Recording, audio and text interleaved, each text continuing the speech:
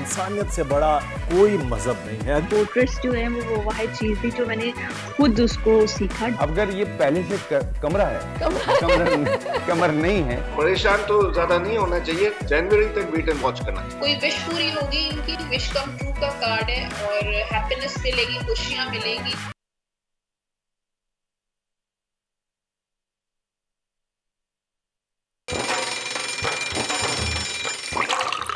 आजकल सबकी ही सुबह आउट ऑफ कंट्रोल है, दुनिया बोल है। अस्सलाम वालेकुम नाज़रीन, प्रोग्राम में आपको खुशामदीद कहेंगे। सुबह खैर, गुड मॉर्निंग और वेलकम टू दुनिया बोल है। मैं हूं आपकी मेज़बान सहरिश ज़ुहैर और मैं हूं मुदस्सर इकबाल। और सर्दियां अब कहेंगे कि सर्दी आ गई है।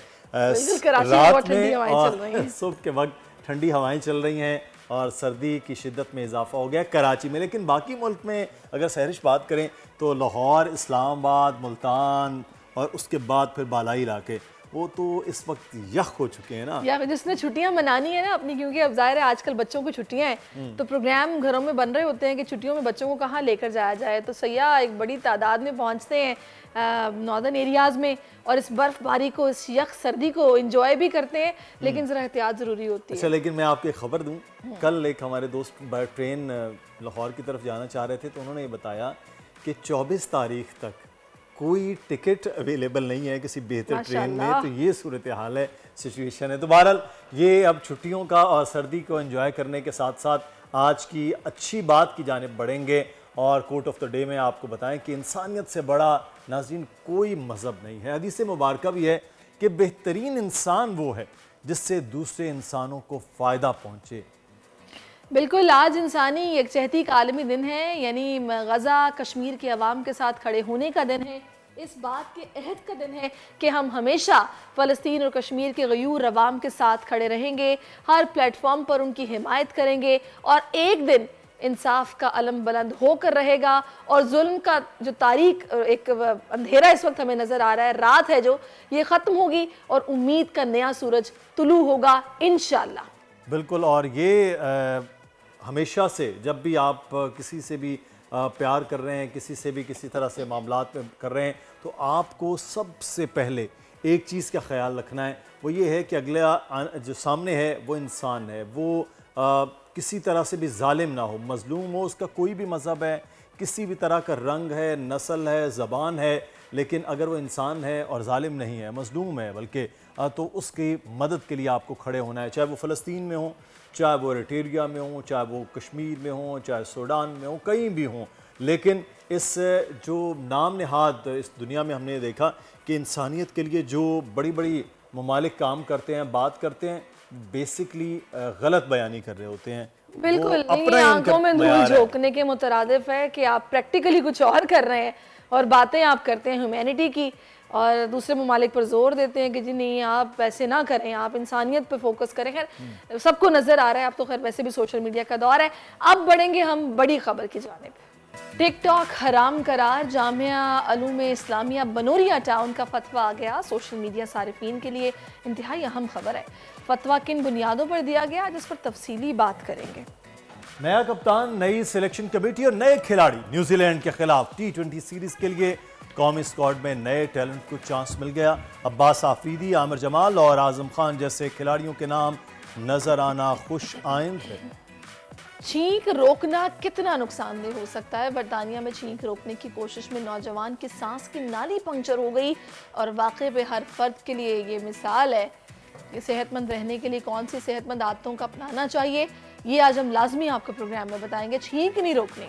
और पाकिस्तानी फनकारा के लिए बड़ा एजाज, मदीना मुनव्वरा में फनपारों की सोलो नुमाइश करने वाली खातून बन गई। 50 से ज़्यादा ममालिक में अपने फ़न का लोहा मनवाने वाली राबिया वासिफ आज बोल है में मेहमान हैं। बहुत ही खूबसूरत फन पारे हैं और पता है मुदस्सिर, इनके तमाम फन पारे या तो सरकारी इमारतों में लगे हुए हैं जी। एम्बेसीज में लगे हुए हैं, तो बड़ा ये ज़बरदस्त इनका काम है, इनको इतना एक्नॉलेज किया जा रहा है। इनसे आज मिलेंगे हम लाजमी तौर पर। ट्रेंड्स की तरफ आते हैं तो पहला ट्रेंड है हैशटैग पाकिस्तान वर्सेस न्यूजीलैंड। कितने एक्साइटेड है वैसे आप इस ट्रेंड को लेके, सीरीज को लेके? मैं ये कह रहा हूँ कि साल का जब आगाज होगा ना जनवरी में, तो ये एक अच्छी T20 देखने को मिलेगी, लेकिन एक प्रॉब्लम है वो क्या? लोगों के लिए कि बहुत जल्दी मैच शुरू हुआ करेगा, और जब मैच शुरू होगा तो हम लोग उस वक्त मैच की बात कर रहे होंगे नए साल में, जब अर्ली मॉर्निंग। लेकिन ये है कि इतना अर्ली मॉर्निंग में नहीं, क्योंकि डे एंड नाइट मैच ज़्यादा हैं तो वो लेट शुरू होते हैं। बहरहाल लेकिन सर्दी में आपको कंबल में लिहाफ में बैठ के एक अच्छा मैच देखने को मिलेगा, पाकिस्तान वर्सेस न्यूजीलैंड की T20। तो इस वक्त न्यूजीलैंड के खिलाफ 18 रुकनी कौमी स्क्वाड का ऐलान हो गया है। न्यूजीलैंड के खिलाफ 5 मैचेस की T20 सीरीज़ में साइम अयूब, इफ्तिखार अहमद, उसामा मीर, अबरार अहमद, हारिस रऊफ, शाहीन आफरीदी, बाबर आजम, मोहम्मद रिजवान और फ़ख्र जमान हसीबुल्लाह खान को स्क्वाड में शामिल किया गया है। इंजरी का शिकार शादाब खान स्क्वाड में शामिल नहीं, जबकि मोहम्मद हारिस को सीरीज़ में आराम देने का फैसला किया गया। ट्रेंड में अब तक हज़ारों सारफीन अपनी राय का इजहार कर चुके हैं। 3 विकेट कीपर खिलाए गए हैं इस स्क्वाड में, जो इब्तदाई स्क्वाड है उसमें शामिल कर लिए गए। चलें आगे हम इंशाल्लाह कोशिश करेंगे, क्रिकेट एक्सपर्ट भी हमारे साथ हों, उनसे पूछेंगे बताइए फैसला कैसा है, इस स्क्वाड को आपने किस तरह देखा है। अगर हम दूसरे ट्रेंड की तरफ आएँ तो इस वक्त हैशटैग गज़ा इस वक्त ट्रेंड कर रहा है, और आपको पता है वहाँ पर बर्बरियत का, सफाकियत का इसराइली उसका सिलसिला जारी है। फ़लस्तीनियों पर जुल्म हो रहा है, और ताज़ा हमलों में मज़ीद 200 जो फ़लस्तीनी हैं वो शहीद हो गए हैं, और तकरीबन अब बताया जा रहा है कि बमबारी से 102 फ़लस्तीनी हैं जो कि जी शहीद हुए हैं। बिल्कुल, और मजलूम शहदा की मजमूई तादाद नाज़रीन 19,667 पर पहुँच गई, जिनमें 8,000 बच्चे भी शामिल हैं। ट्रेंड में सारफीन आलमी ताकतों से फौरी जंग बंदी का मुतालिबा कर रहे हैं, जबकि ट्रेंड में हज़ारों सारफीन अपनी राय का इजहार कर चुके हैं।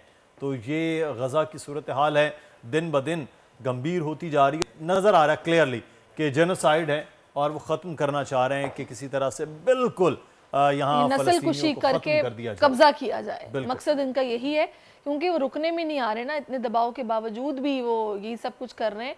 और जैसे ही हमने देखा था कि आर्जी तौर पर वहाँ पर जंगबंदी हुई थी, उसके फौरी बाद जब वो जंगबंदी ख़त्म होती है, वो मुआहदा ख़त्म होता है, ताबड़तोड़ हमले किए जाते हैं कि वो सारा वो जो रुका हुआ सिलसिला 3-4 दिन का था ना, उसकी कसर भी पूरी की जाती है। हमने जो इब्तिदा में बात की थी ना इंसानियत के हवाले से, वो दोहरा मयार है, वो नज़र आ रहा है कि एक जानिब आप सिर्फ जमहूरियत कायम करने के लिए मुल्कों पर चढ़ाई कर देते हैं, चाहे वो अफ़गानिस्तान हो, चाहे वो शाम हो, चाहे इराक हो, हर जगह पर, और दूसरी जानिब आप लोगों को इस तरह बेदर्दी से कत्ल होता देख रहे हैं और कह रहे हैं कि हक़ के दिफा है इज़राइल का कि बच्चे मार दें, व ख़वातीन को मार दें, बूढ़ों को मार दें, मासूम लोगों को मार दें। तो ये पूरी दुनिया का दोहरा मयार ये नज़र आ रहा है कि किस तरह से वेस्ट में कम अज़ कम बड़े ममालिक तो इसमें शामिल हैं। और इसका नुकसान आज नहीं सैरिश, ये अगले आने वाले वक्त में ये होता रहेगा। और अलमिया तो ये है कि अरब कंट्रीज़ खामोश है। बहुत अफसोस। आगे बढ़ते हैं, अभी हमें बात करनी है टिकटॉक नाजायज़ तफरीह है, फहाशी उरियानी फैलाने का ज़रिया है। जामिया अलूम इस्लामिया बनूरी टाउन ने टिकटॉक को हराम करार दे दिया है। फतवे में कहा गया है कि टिकटॉक से पैसे कमाने के लिए नामुनासिब वीडियोस बनाई जाती हैं। ऐप में नामहरम की तस्वीर, वीडियोस, म्यूज़िक, फहाशी, गैर शरई तंज़ो मिज़ाह वगैरह का इर्तिकाब किया जाता है। किसी शख्स का या किसी कौम का मजाक उड़ाना एक मोमिन पर जिस तरह दूसरे मुसलमान की जान और उसके माल को नुकसान पहुँचाना हराम है, उसी तरह उसकी इज्जत और आबरू पर हमला करना भी कतन नाजायज़ है। बिल्कुल, ये एक बड़ा अहम मामला है, इस पर हम बात करेंगे।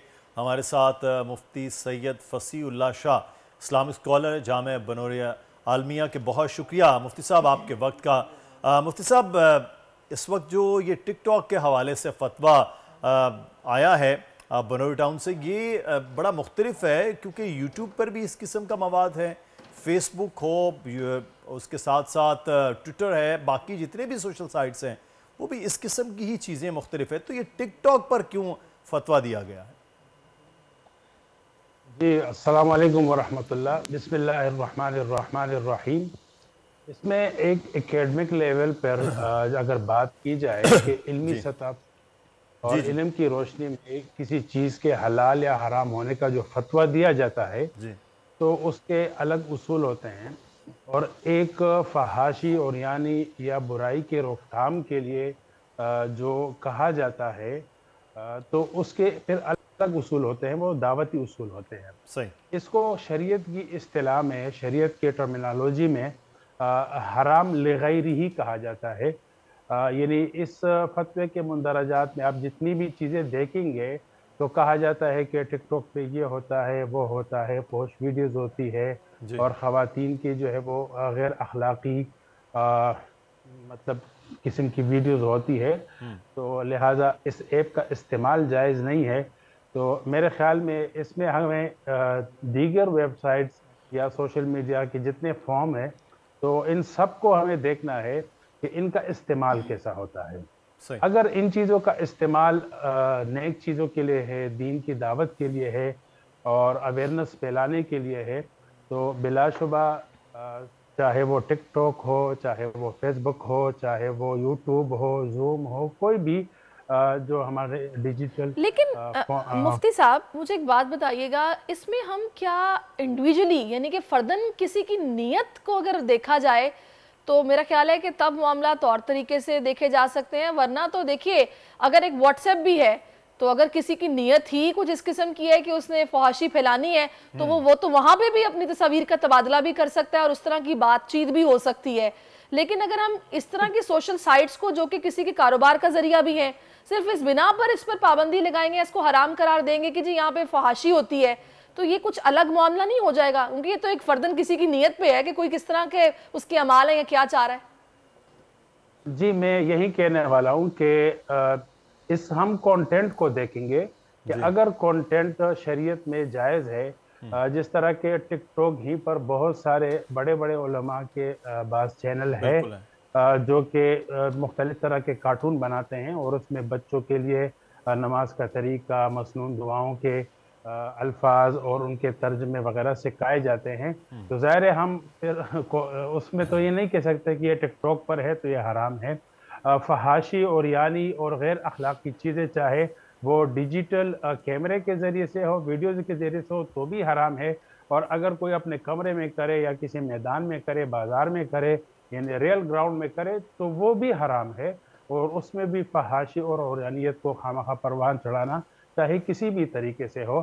तो मैं यही कहने वाला हूँ कि शरीयत में इस तरह की चीज़ें, एक होती है नाजायज़ लिगैरिही, यानी वो इट्सेल्फ जो है वो हराम नहीं होता, वो दूसरे हराम की वजह से हराम करार दिया जाता है, लेकिन अपने यानी इट्सेल्फ जो है वो हलाल ही होता है। जिस तरह के हम फेसबुक इस्तेमाल करते हैं तो फेसबुक तो अपने आप में बिल्कुल हलाल चीज़ है, क्योंकि उसमें बहुत सारी दीनी चीज़ें भी है और दीन की तबलीग भी है।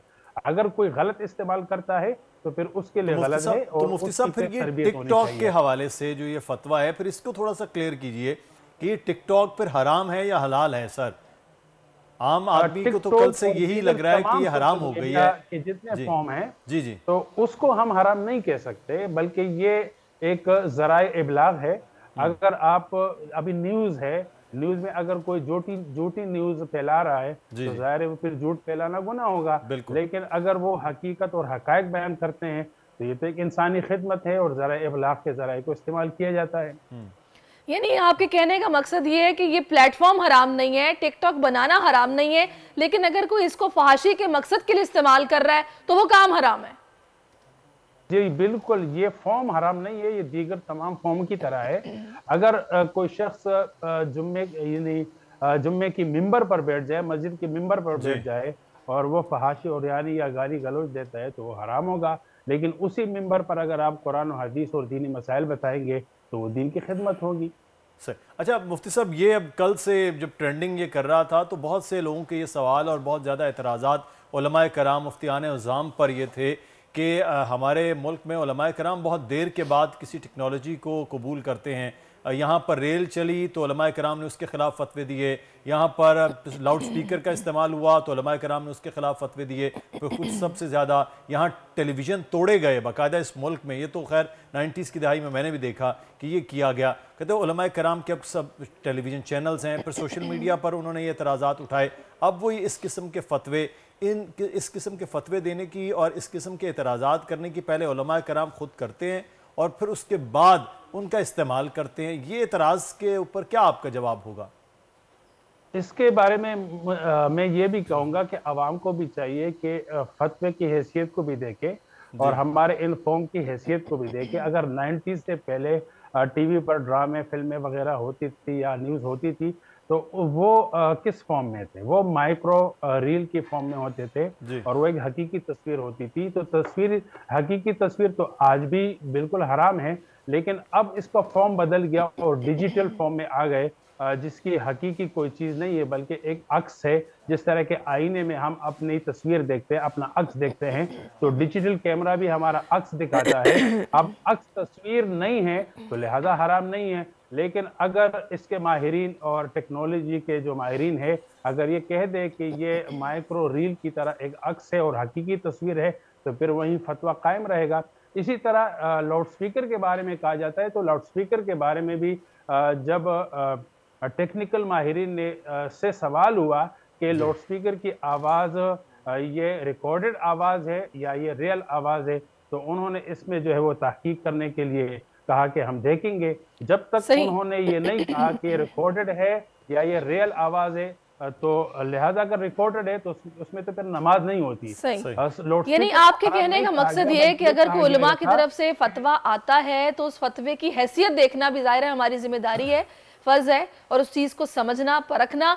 बहुत शुक्रिया आपका मुफ्ती साहब, आप हमारे साथ मौजूद रहे और इन शॉर्ट यही आपने बताया है कि जो कोई भी किसी इस तरह के प्लेटफॉर्म से किसी तरह की वीडियो बना रहा है, तस्वीर शेयर कर रहा है, तो उसकी नीयत देखनी है।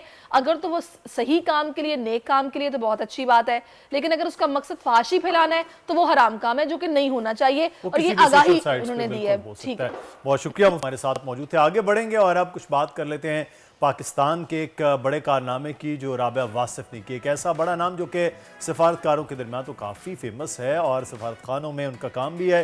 ये एक फ़नकार हैं जिन्होंने अब तक 50 से ज़ायद सफारत खानों के लिए काम किया है। वस्ती एशियाई ममालिक हों या अरब, चीन हो या फिर यूरोपीय ममालिक। हालिया दिनों सऊदी अरब के शहर मदीना मुनव्वरा में पहली पाकिस्तानी खातून है जिनके काम की सोलो नुमाइश की गई। क्या बात है, जबरदस्त। राबिया वासिफ इस वक्त हमें ज्वाइन भी कर चुकी हैं। अस्सलाम वालेकुम Rabia, welcome to our show, thank you so much for your time. कैसी हैं आप? अस्सलाम वालेकुम, थैंक यू सो मच मुझे इनवाइट करने का। मैं बिल्कुल ठीक हूँ, आप कैसे हैं?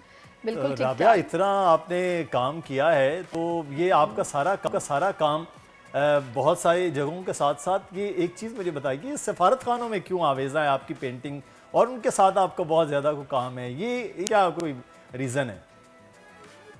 एक्चुअली जो मेरा मेन जो थीम है पेंट करने का, वो जो है वो डिप्लोमेसी थ्रू आर्ट है। मतलब किसी भी ममालिक में अगर हम जाते हैं तो सबसे पहले जो वहाँ के कल्चर और उनके आर्ट उसको स्टडी किया जाता है। तो उस लिहाज से उनके कल्चर को पाकिस्तान में प्रमोट करने का एक जो है मैंने नया, ये मेरा थीम वर्क भी कह लें, आइडिया कह लें, तो उस वजह से जो है मैं काफ़ी लिंकअप हुई डिफरेंट एम्बेसीज के साथ, उनके नेशनल डेज पर, उनके स्पेशल इवेंट्स पर, उनके कल्चर और जो है उनके ओवरऑल चीज़ों को स्टडी करके उसको पेंट करती थी और वो पूरा सीरीज बनाती थी, जिसकी वजह से वो फिर ऑन एंड ऑफ सारी ऑलमोस्ट सारी जो है एम्बेसीज उसमें। आपने इतने ममालिक में भी गई हैं फिर आप राबिया, आप वहाँ गई होंगी तो फिर आपने कल्चर देखा ना?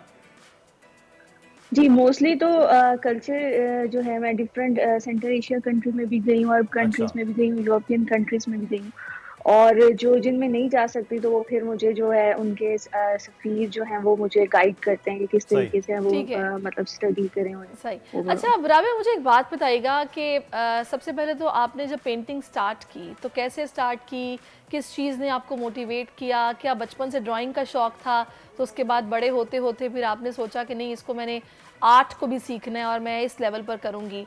और दूसरा, मैंने देखा बहुत सारे लोग ना मुख्तलिफ कैटेगरीज़ में काम करते हैं। कुछ लोगों को नेचर से लगाव होता है, वो नेचर की सीनरीज बहुत खूबसूरत बनाते हैं, और आप माशाल्लाह पोर्ट्रेट भी बहुत अच्छे बना रही हैं, सारा काम कर रही हैं। आपका फोकस वैसे किस पे है? नेचर पे, पोर्ट्रेट्स पे, किस पे? अच्छा, फर्स्ट ऑफ ऑल तो जो पेंटिंग्स की तरफ लाने के लिए वो मेरी लेट मदर का वो ख्वाहिश थी कि मैं पेंट्स करूं और उसको स्टडी करूं, तो उस थीम को, उनकी ख्वाहिश को लेकर मैंने आगे जो है स्टडी की और इसको सीखा। और जो मेरा स्टार्टिंग वर्क है वो ज़्यादा लैंडस्केप्स पे था। फिर विद डिमांड्स जो हैं वो मैं पोर्ट्रेट्स पे आई। पोर्ट्रेट्स जो है वो वाहिद चीज़ थी जो मैंने खुद उसको सीखा। डिफरेंट यूरोपियन आर्टिस्ट और अपने बाकायदा जो कोलीग्स हैं डिफरेंट बाहर के आर्टिस्ट हैं उनकी हेल्प आउट से जो है वो मैंने खुद सीखा। मतलब कि मेरी जो मेन थीम था वो पहले लैंडस्केप्स था, फिर मैं बाद में उसको पोर्ट्रेट्स पे कन्वर्ट किया और अब पोर्ट्रेट्स की वजह से फेमस हूँ। आप पोर्ट्रेट तो आपके बहुत ज़्यादा पोर्ट्रेट अब आवेज़ा हैं। आपने सेंचुरी अपनी मुकम्मल की, अब एग्जीबिशंस की, तो ये एक बड़ा लंबा चौड़ा काम होता है। एक तो काम बहुत ज़्यादा होता है, दूसरा इस पर सरमाया खासा लग जाता है कि आपने सेंचुरी अपनी एग्जीबिशंस की कर लिया है, तो इतने ज़्यादा लंबे चौड़े पैसे को स्पॉन्सरशिप मिली या आप खुद ही बहुत अमीर हो गई हैं राबिया के चले मैं खुद कर लेती हूँ, या कोई तावन रहता है एम्बेसीज का, किस तरह कर पाती हैं? मोस्टली जो कुछ जो है मेरे स्पॉन्सर्ड जो है एग्जीबिशंस भी होते हैं और कुछ जो है वो सेल्फ एग्जीबिशंस भी होते हैं। अच्छा। बट एम्बेसीज वाले जो हैं जिसमें मोस्टली तो वो जो है वो खुद स्पॉन्सर करते हैं, वो क्योंकि फिर वो जो सीरीज है मेरी वो डिस्प्ले होती हैं उधर ही उनकी एम्बेसीज में, या वो फिर आगे जो है अपनी डिग्निटीज वगैरह को प्रेजेंट करते हैं। अच्छा राबिया, पाकिस्तान में आर्टिस्ट की कितनी कदर है, आप क्या ऑब्जर्व करती हैं, इस पर राय क्या रखती हैं? और दूसरा, अब माशाल्लाह आप इस लेवल पर हैं कि आपको इतनी रिकग्निशन मिल गई है, आपके काम को सराहा जा रहा है, क्या सोचा आगे, प्लान्स क्या हैं, ये भी बताइए। जैसा कि पाकिस्तान में आर्ट्स की कदर है भी और नहीं भी है। उन लोगों के लिए जिनको पहचान होती है पेंटिंग्स की, उनके लिए ऑब्वियसली वो जो है वो वैल्यूएबल थिंग है, और जिनके लिए नहीं है वो नॉर्मल इसको लेते हैं कि वो हैंडमेड पेंटिंग्स हैं या इस तरह। तो मगर बाहर के ममालिक में इसको बहुत ज़्यादा अहमियत दी जाती है बनिस्बत पाकिस्तान के। और अब जो आगे प्लान्स ये हैं कि मैं अब, क्योंकि मैंने डिफरेंट कंट्रीज़ को अपने मुल्क में बहुत मुतारिफ करवाया, उनके कल्चर को, उनकी स्टडी को, अब पाकिस्तान का वक्त है तो पाकिस्तान का एक सॉफ्ट इमेज मेरी ख्वाहिश है कि मैं उसको दूसरे जो ममालिक है उसमें एग्जिबिट करूँ। और बिल्कुल ये बड़ा ज़रूरी है, और आप जैसे फ़नकार अगर राबिया ये करें तो यकीनी तौर पर पाकिस्तान के लिए ये भी एक एजाज़ है जैसा आपके लिए एजाज़ है। बहुत शुक्रिया राबिया, इसी तरह आइन करती रहें, इसी तरह से पाकिस्तान का नाम रोशन करती रहें। बिल्कुल, अभी हमें ब्रेक लेना है, ब्रेक के बाद वापस आते हैं। आप देखते रहिए दुनिया बोल है। आजकल सबकी ही सुबह आउट ऑफ कंट्रोल है, दुनिया बोल है, दुनिया बोल है। जी वेलकम बैक नाजरीन, और मेरा मकसद ये है कि आप फिट नज़र आएँ, हेल्दी नज़र आएँ, जिसके लिए आज मैंने खिदमात के लिए, सर्विसेज के लिए बुलाया। इस वक्त मेरे साथ योगा एक्सपर्ट मौजूद हैं, doctor Yogi Wajahat. Thank you so much for your time. और आज हमें डॉक्टर वजाहत बताएंगे कि हम सर्दी के ठंडे मौसम में योगा से खुद को कैसे फिट रख सकते हैं, योगा कितना मददगार है। हमें टिप्स देंगे आज, और इनसे पूछते हैं कि हमें योगा करना कैसे है, कितने मिनट करना है कि हम हल्का फुल्का महसूस करें और थकन भी दूर हो जाए, और जो लोग स्ट्रेस का शिकार हैं उनका स्ट्रेस भी कुछ उनको रिलीफ मिले उससे। तो सबसे पहले मुझे बताएं, कितना वर्बली बताएं पहले, उसके बाद प्रैक्टिकली हम करेंगे, कितना फ़ायदेमंद है योगा? बिस्मिल्लाहिर्रहमानिर्रहीम। फर्स्ट ऑफ ऑल बहुत बहुत शुक्रिया, आपने मुझे ऑनर दिया कि मैं यहाँ सकूँ और कुछ योगा की जो बातें हैं वो बता सकूँ, थोड़ा बहुत जानता हूँ। योगा तो हर चीज़ में देखें ज़्यादा नहीं है, योगा के पोज बहुत थोड़े से होते हैं, 84,000 के करीब, 84,000 बस। तो 84,000 थोड़े से ओके। 60 से ज़्यादा तरीक़े हैं सांस लेने के योग में। अब ये सारी चीज़ें अगर इल्म मिलाएं, उसके बाद गारंटीज़ हैं, क्रियास हैं, बंदाज हैं, बड़ी टेक्निकल चीज़ें हैं, मैं सॉफ्ट चीज़ें बता रहा हूँ। ये आम आदमी के लिए भी उतनी फ़ायदेमंद है जितने ख़ास आदमी इससे कोई फ़ायदा उठाना चाहें। तो जब सर्दियों का मौसम आता है, और आपने देखा भी होगा अक्सर योगियों को सिर्फ सिंपल लंगोट बांध के वो बर्फ़ में बैठे होते हैं, हाँ बिल्कुल, और गर्म तरीन जगहों पे भी वो कंबल ओढ़े होते हैं, और हमारे यहाँ तो केश कंबल जो इंसान के बालों से बना हुआ कंबल होता है ना, वो भी ओढ़ा जाता है खास मद में। सर्दियों में ये डबल कर देता, माइनस कर देता है अंदर की सर्दी, और गर्मियों में हीट बढ़ा देता है, वो भी लोग पहनते हैं, नाकाबिले बर्दाश्त, बट मैं उस पर नहीं जाता। अच्छा, मैं समझती थी शायद ये एडवेंचरस कुछ इस तरह के होते हैं कि अपने आप को सख्त जान बनाने के लिए सब करते हैं। जी, लेकिन ये कि ये तपास है, लेकिन उस तपास पे हम नहीं जा रहे। सही। आम आदमी जो आज हमारा आम आदमी है, उसके पास शायद अगर उतने कपड़े ना हों जिसमें वो सर्दी को संभाल सके, उसमें भी योग मदद करेगा। और ख़ास तौर से जब आपने मुझसे ये सवाल किया तो मेरे जहन में फ़ौरन वो लोग आए जो कहीं निकले थे दोपहर में और वापस जाते में शाम हो गई, अब बच्चा भी आगे बैठा हुआ है, ख़ुद भी मोटरसाइकिल चला रहे हैं, ठहर रहे हैं, तो 2-3 एहतियात वो कर लें तो बहुत फर्क पड़ेगा। सही, बहुत बेहतरीन चीज़। चलिए अब मेरा ख्याल है कि आप मुझे बताएं। बिल्कुल, देखिए सबसे पहले तो मैं कहूँगा कि 2-3 चीज़ें हैं। इसमें योगा बैठ के भी होता है, खड़े होकर बहुत सारे पोज हैं, तो स्ट्रेचिंग ज़रूर कर लिया करें, ताकि ये जो स्ट्रेचिंग है, मैं सिंपल स्ट्रेचिंग कर रहा हूँ, स्पाइनल, ये आपके लंबर की स्ट्रेच है। लंबर स्ट्रेच जब आप करते हैं तो आप कमर के दर्द से भी बचे रहते हैं और फ्लेक्सिबिलिटी रहती है। अच्छा, अब इसमें पोजीशन ये है कि आपने अपने जो फुट्स है ना, हाँ, ये फीट, ये अपने आपने एक ही जगह पे रखने हैं और उसको आपने मूव नहीं करना, आपने मूव करना है अपनी ये वेस्ट को। हाँ, और वो अच्छा, हम लोग कितने कुछ जरा ना वो लोग ऐसे कि दिल नहीं चाह रहा होता योगा एक्सरसाइज का, लेकिन हम वो कहते हैं ना बुझे दिल के साथ जाते हैं, तो हम वो मूव पूरा नहीं करते, दरमियान में आधा छोड़ देते हैं, हाँ बस हिल लिया बताते रहे। मजे की बात यह है कि जब लोग बुझे हुए दिल से आते हैं, कुछ दिनों के बाद जब उनके चिराग जल जाते हैं, अच्छा, तो वो दूसरों के दिए जलाते फिरते हैं, कहते हैं क्या बात है। योगा में ये ताकत है।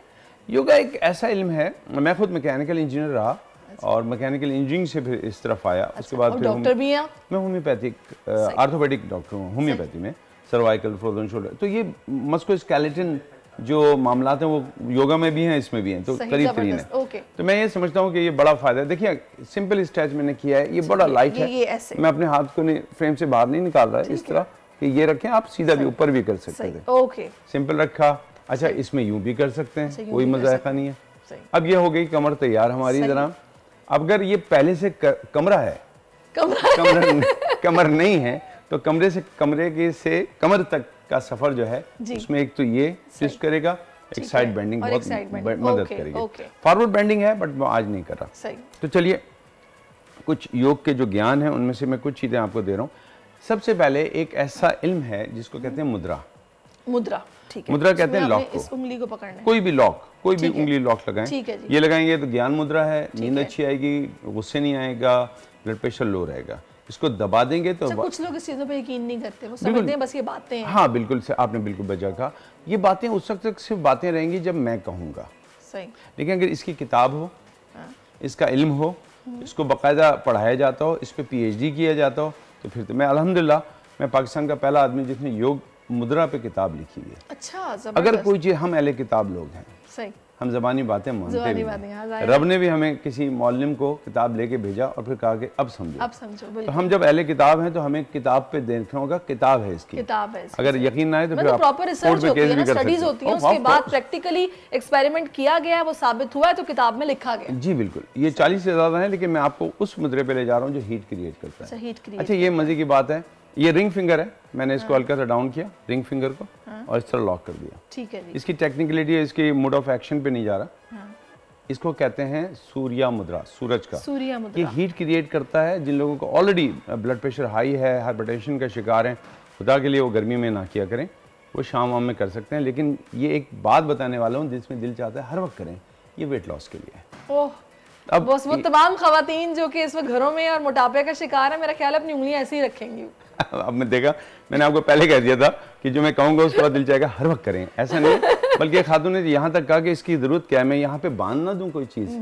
तो अगर ऐसी चीजें आपके जहन में आ रही हैं, जाएंगे शौहर उन्हें नहीं रखेंगे। मैं एक शहर में था, बड़े प्यारे लोग हैं, तो बड़े खूबसूरत लहजे में बात होती है। तो खातून ने कहा वजाद भाई मैं खा के मेरा वजन बढ़ गया, कोई खाने की चीज बता सकते हैं जिससे वजन कम हो जाए? अच्छा, खाने की ही बतानी है फिर से। तो अगर हम ये चाहें कि हमारा वजन इससे ही कम हो जाए तो इसका कसूर नहीं होगा, आपके मुंह का कसूर होगा। इसको लॉक कीजिए और मुंह को बंद कीजिए, फिर वजन लॉक मुंह को भी करना है और इसको भी करना है। बट यहाँ क्योंकि बात हो रही है एक आम आदमी के अंदर हीट क्रिएट करने की, तो अगर ऐसा है कि आप इमरजेंसी की हालत में हैं, आपके पास कोई ज़्यादा लिबास नहीं, कपड़े नहीं मिल रहे एक्स्ट्रा, तो खुदा के लिए ये उस वक्त लगा लिया कीजिए, तो आपको थोड़ी हीट मिल जाएगी और सर्वाइवल हम कर ठीक है। अच्छा, मैं आप चाहूँगी वजाद साहब थोड़ा सा अगर हम बैठ के, प्लीज़, क्योंकि मैंने ये सुना है कि अगर आप बैठ के योगा करते हैं, आप वैसे तो आप उस पोज में बैठेंगे, मैं तो सिर्फ आपको देखूंगी। हाँ, मैंने ये सुना है कि बैठ के जो हम इनहेल एक्सेल वाला जो एक योगा करते हैं, उससे हमारा ये जो खास तौर पे बेली फैट है, इस पे बहुत फर्क पड़ता है। और हमारा पाकिस्तानियों का सबसे बड़ा प्रॉब्लम ही बेली फैट है। हमारा मसला ही पेट है। वो चाहे किसी भी माने में कहा जाए, पेट के ही मसाइल हैं हमारे, इसी की वजह से सारे मसाइल हैं। तो इस मसाइल से दूर होने के लिए इस पेट को ही हिलाना पड़ेगा, क्योंकि ये जब हिलता नहीं है तो ये हिला के रख देता है। कुछ लोग मशवरा देते हैं कि अगर आप गाड़ी ड्राइव कर रहे हैं, आप किसी से बात कर रहे हैं, तो आप अपने तौर पर सांस रोक के छोड़ना, एक्सरसाइज करते रहा करें, इससे बहुत फर्क पड़ेगा। हाँ, यहाँ पे थोड़ी सी टेक्निकलिटी खुदा के लिए गाड़ी चलाते हुए ना कहिएगा। गाड़ी चलाते हुए और मशीन चलाते हुए एक्सरसाइज नहीं की जा सकती, ठीक है। उस वक्त तो पूरी तवज्जो देनी है, वरना आजकल चालान हो रहे हैं और उसके प्राइस भी बढ़ चुके हैं। तो अच्छा, ये कपाल भाटी है जी। ये बहुत, ये कपाल भाटी स्किन को शार्प कर देने वाली, साफ कर देने वाली है। ये स्किन को निखारती है, लेकिन ये वजन हमारी हीट को क्रिएट करेगी। देखिए मैंने सांस ली हल्के हल्के और पेट को फुलाया। अच्छा, फुलाया। पहले से फुला हुआ है, अगर पहले से बहुत फुला हुआ है तो मैं भी ट्राई कर ही लेती हूँ आपके साथ, क्योंकि मैं बैठ तो गई हूँ। अब मुझे ये बताइए, मैंने इसीलिए पालती मार के बैठा हूँ, मैं उसमें नहीं बैठा कंबल पोज में।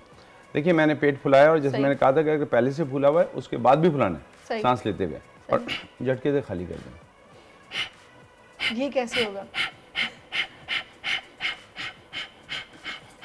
ये मुझसे नहीं होगा, ये आप पहले टेक्निक बताएं सबको ताकि ये हो पाए। क्योंकि ब्लू कलर में शायद वो नजर ना आ रहा हो कि मेरा पेट कैसे स्टमक मूव कर रहा है, तो मैं हाथ यहाँ रख लेता हूँ।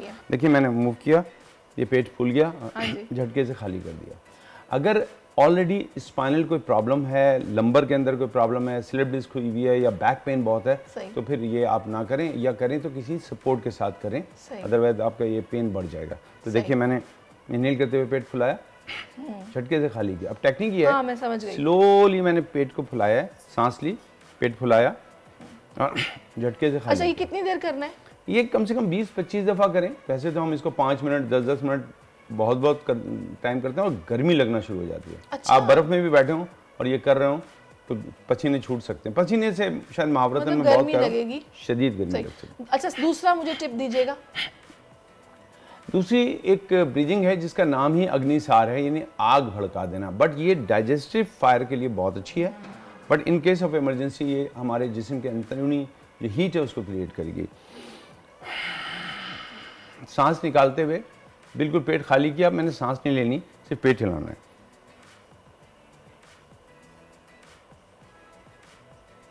जबरदस्त।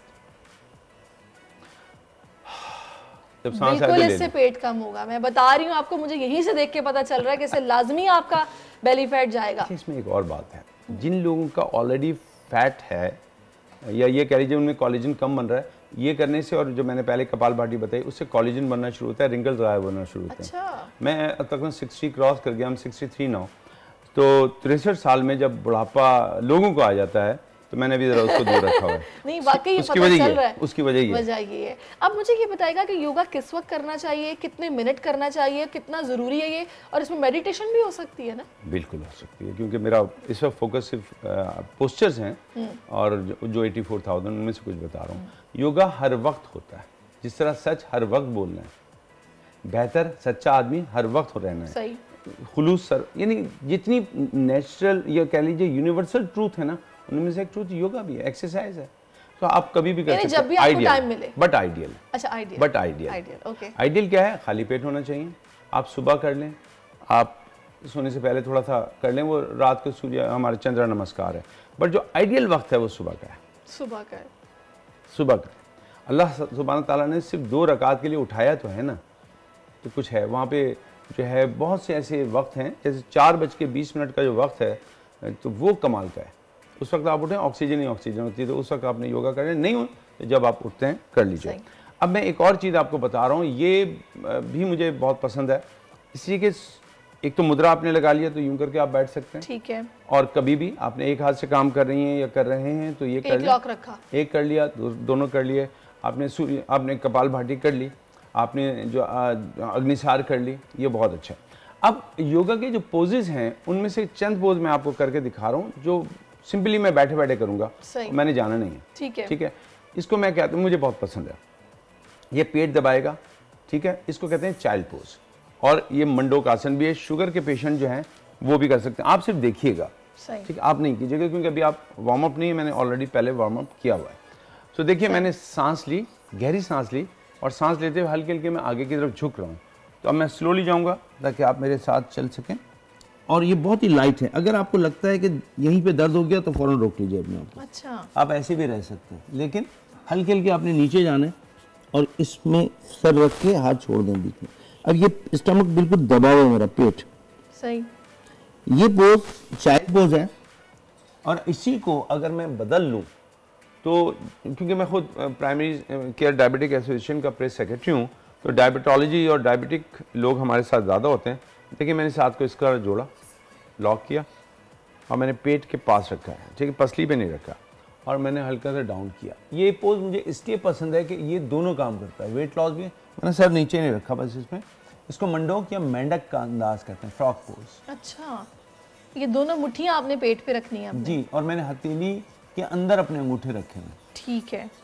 अब आप देखिए कि मैंने क्योंकि अपना पूरा स्टमक दबाया हुआ है, इसमें मेरी जो डाइजेस्टिव सिस्टम है या मैदा कह लीजिए स्टमक, वो भी मेरा दब रहा है, उसमें जो है एलियस है या जो इसोफिगस है, मेरी खाने की नाली है, उस सब पे काम हो रहा है। कपालभाति में भी हुआ, इसमें भी हुआ।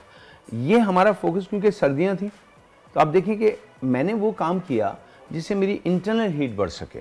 सही। अब उसमें मेडिटेशन आती है, तो मैं उसमें आपको लेके चलता हूँ। ये बिल्कुल आप मेरे साथ कर सकते हैं। अच्छा। मैं फिर एक दफ़ा पालती मार के आराम से बैठ गया। ठीक है। क्या जब मैं सोते हुए कोई डरावना ख्वाब देखूं तो उस वक्त मेरे पसीने नहीं छूट जाते हैं? या जब मैं देखूं कि मैं बहुत खुश हूं तो मैं हंस नहीं पड़ता? लोग कहते हैं कि हंस रहे थे आप सोते में, आप डर रहे थे सोते में। डरते हैं ना लोग। तो इसका मतलब अभी हमने सिर्फ सोचा था और हमारा जिस्म उसके ऊपर काम शुरू करता है, क्योंकि हमारे लाशऊर को तो नहीं पता कि हम सच बोल रहे हैं कि झूठ बोल रहे हैं। लाशऊर बोलता है जो बोला वो सही है। तो हम करेंगे कि अगर हमें बहुत सर्दी लग रही है तो क्या हम तस्वुर में गर्मी ला सकते हैं? ला सकते हैं, बिल्कुल ला सकते हैं। देखिए मैं आपको एक तरीका बताता हूँ। आराम से बैठे, बशर्ते कि आप गाड़ी नहीं चला रहे और कोई काम नहीं कर रहे और सर्दी लग रही है, कहीं ऐसी जगह में बैठ गए, अल्लाह ना करे कि जहाँ पे हमें कोई चीज़ नहीं मिल रही और सर्दी बहुत है। और बहुत से ऐसे लोग हैं जो आज भी इंतज़ार कर रहे होंगे कि किसी का पुराना कपड़ा मिल जाए, कोई सदके में खैरात में हमें दे दे ताकि हम अपने बच्चों को बिल्कुल ऐसे बच्चे भी होंगे जो सर्दी में लगते हैं, ठठरते होंगे। सो थोड़ा सा क्विकली बताइएगा। मैं जल्दी से आता हूँ। आप इस तरह बैठे और तस्वीर करें कि आप एक ऐसी जगह बैठे हैं जहाँ आपके सर पे बहुत ही पावरफुल सूरज जो आ चुका है और आप सूरज की हीट को महसूस करना शुरू करें। जितना गहरा तस्वीर आपका होगा सूरज के बारे में, हीट के बारे में, आप हैरान होंगे कि यहाँ से, क्योंकि जैसे मैं यहाँ से लाताल्लुक होऊंगा, मेरे जिस्म को नहीं पता मैं कहाँ हूँ, वो वैसे ही रिएक्ट करेगा। जबरदस्त। मैं यहाँ बैठे बैठे पसीने भी छुड़ा सकता हूँ। जबरदस्त, बिल्कुल पसीने छुड़ा सकते हैं आप। और माशाल्लाह आपने बताया कि आप यू आर 63 बट वाकई नहीं लग रहा। तो वजह साहब thank you so much for your time और बहुत सारी अच्छी बातें आपने बताई हैं। तो नाज़रीन काम आपका है, इस पर अमल करना। अगर आप चाहते हैं फिट रहना, हेल्दी दिखना, तो आप ये कीजिए। अब मुझे जाना है वापस मुदस्सिर के पास। Over to you. बहुत शुक्रिया सैरिश, बड़ा ज़बरदस्त किस्म का पूरा योगा का एक सेगमेंट आप दिखा रहे थे। आगे बढ़ेंगे और अब कुछ इंसानी हुकूक के आलमी दिन के हवाले से बात कर लेते हैं। गजा में नाज़रीन आर्जी जंग बंदी की कोशिशों को धचका हुआ है।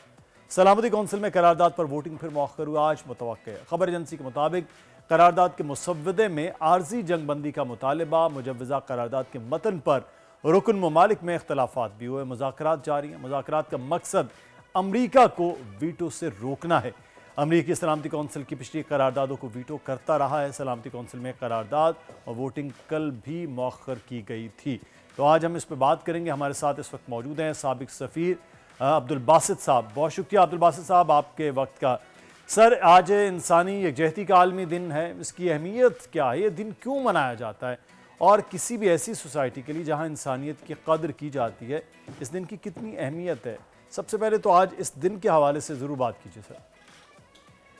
जी हाँ, ये यकजहती का दिन है और इससे मैं तो यही स्पिरिट इसकी लेता हूँ कि हम सब के जो है हमारी मुश्किलात साझी हैं। हम अगर एक दूसरे का सहारा बन के आगे चलेंगे, अपने इख्तिलाफात को दूर रखेंगे, एक दूसरे के जो राइट्स हैं उनका ख्याल रखेंगे, तो फिर ये एक जो दुनिया है इसको हम सही समझ लेकर चलेंगे। लेकिन अगर हमने अपने इख्तिलाफात को हवा दी, जो फ़रोई इख्तिलाफात हैं और जो एक वतनियत का जज्बा है उसको इतना बढ़ा दिया कि हम ठीक और अच्छे और बुरे की तमीज़ भी ना कर पाएँ, तो फिर ऑब्वियसली ये जो यकजहती का दिन है इसका कोई मकसद नहीं होता। मकसद यही है कि हम एक दूसरे के जो राइट्स हैं उसका हम ख्याल रखें, क्योंकि दूसरे का जो राइट्स हैं वो आपकी ड्यूटीज़ बन जाती हैं।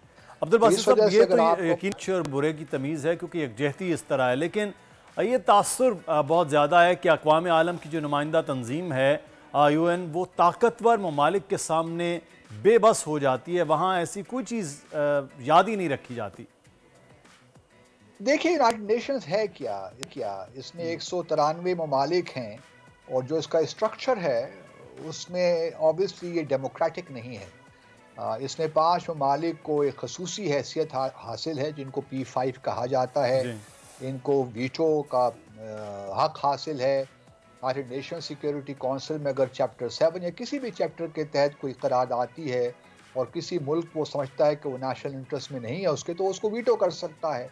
तो मैं समझता हूँ कि यूनाइटेड नेशंस का जहाँ तक पॉलिटिकल या सिक्योरिटी के पीस और सिक्योरिटी के मामले में जो किरदार है वो कोई इतना इफेक्टिव नहीं रहा। लेकिन उसके अलावा यूनाइटेड नेशंस ने चाहे वो मुहाजिरीन के मामले की बात हो, एजुकेशन की बात हो, कल्चर की बात हो और बहुत से ऐसे क्लाइमेट इश्यूज़ की बात हो, तो यूनाइटेड नेशंस ने बड़ा इफेक्टिव रोल अदा किया है। लेकिन जहाँ तक पीस और सिक्योरिटी के मामलात हैं उसमें चूँकि हर कंट्री ने अपने अपने नेशनल इंटरेस्ट के लेंस से चीज़ों को देखा है, तो इस वजह से यूनाइटेड नेशंस इफेक्टिव नहीं हो सकी। यूनाइटेड नेशंस कोई ऐसा इदारा नहीं। अच्छा, अब अब्बास खुद भारत में रहे हैं, पाकिस्तान के हाई कमीशन पर कश्मीर के हवाले से बात करें तो इस इशू पर अक़वाम मुत्तहिदा की करारदादों पर आज तक अमल क्यों नहीं हो सका? क्या भारत की बैनुल अक़वामी लॉबी बहुत ज़्यादा मजबूत है कि वो इसमें रुकावट बनती आई? देखिए कश्मीर का जो तनाज़ा है जम्मू और कश्मीर का, पहले तो ये हमें याद रखना चाहिए कि भारत खुद ही यूनाइटेड नेशंस गया था 1 जनवरी 1948 को इस तनाज़े को लेकर, और फिर भारत की कमिटमेंट्स हैं कि पाकिस्तान की भी कमिटमेंट्स हैं, जितनी भी यूनाइटेड नेशन सिक्योरिटी काउंसिल ने करारदादें पास की कि हम जम्मू और कश्मीर में प्लेबिसिट करवाएंगे और हक़ खुद इरादियत देंगे कश्मीरियों को कि वो पाकिस्तान के साथ अपना हिलाक चाहते हैं या भारत के साथ। लेकिन भारत अलबत्ता इस कमिटमेंट से पीछे हट गया और आज अगर भारत पे हम कोई प्रेशर बिल्ड नहीं कर पाए तो इसमें कुछ हमारी अपनी कमज़ोरियाँ भी हैं और भारत का एक तकब्बराना मिजाज भी है, या उसकी पॉलिसी में जो एरोगेंस आ गई है, क्योंकि पिछले 20-30 सालों में भारत ने इकनॉमिकली राइज किया है, तो एक दुनिया भी तब्दील हो गई है कोल्ड वॉर के ख़त्म होने के बाद 1990 के बाद, तो एक नई दुनिया भी वजूद में आ रही है।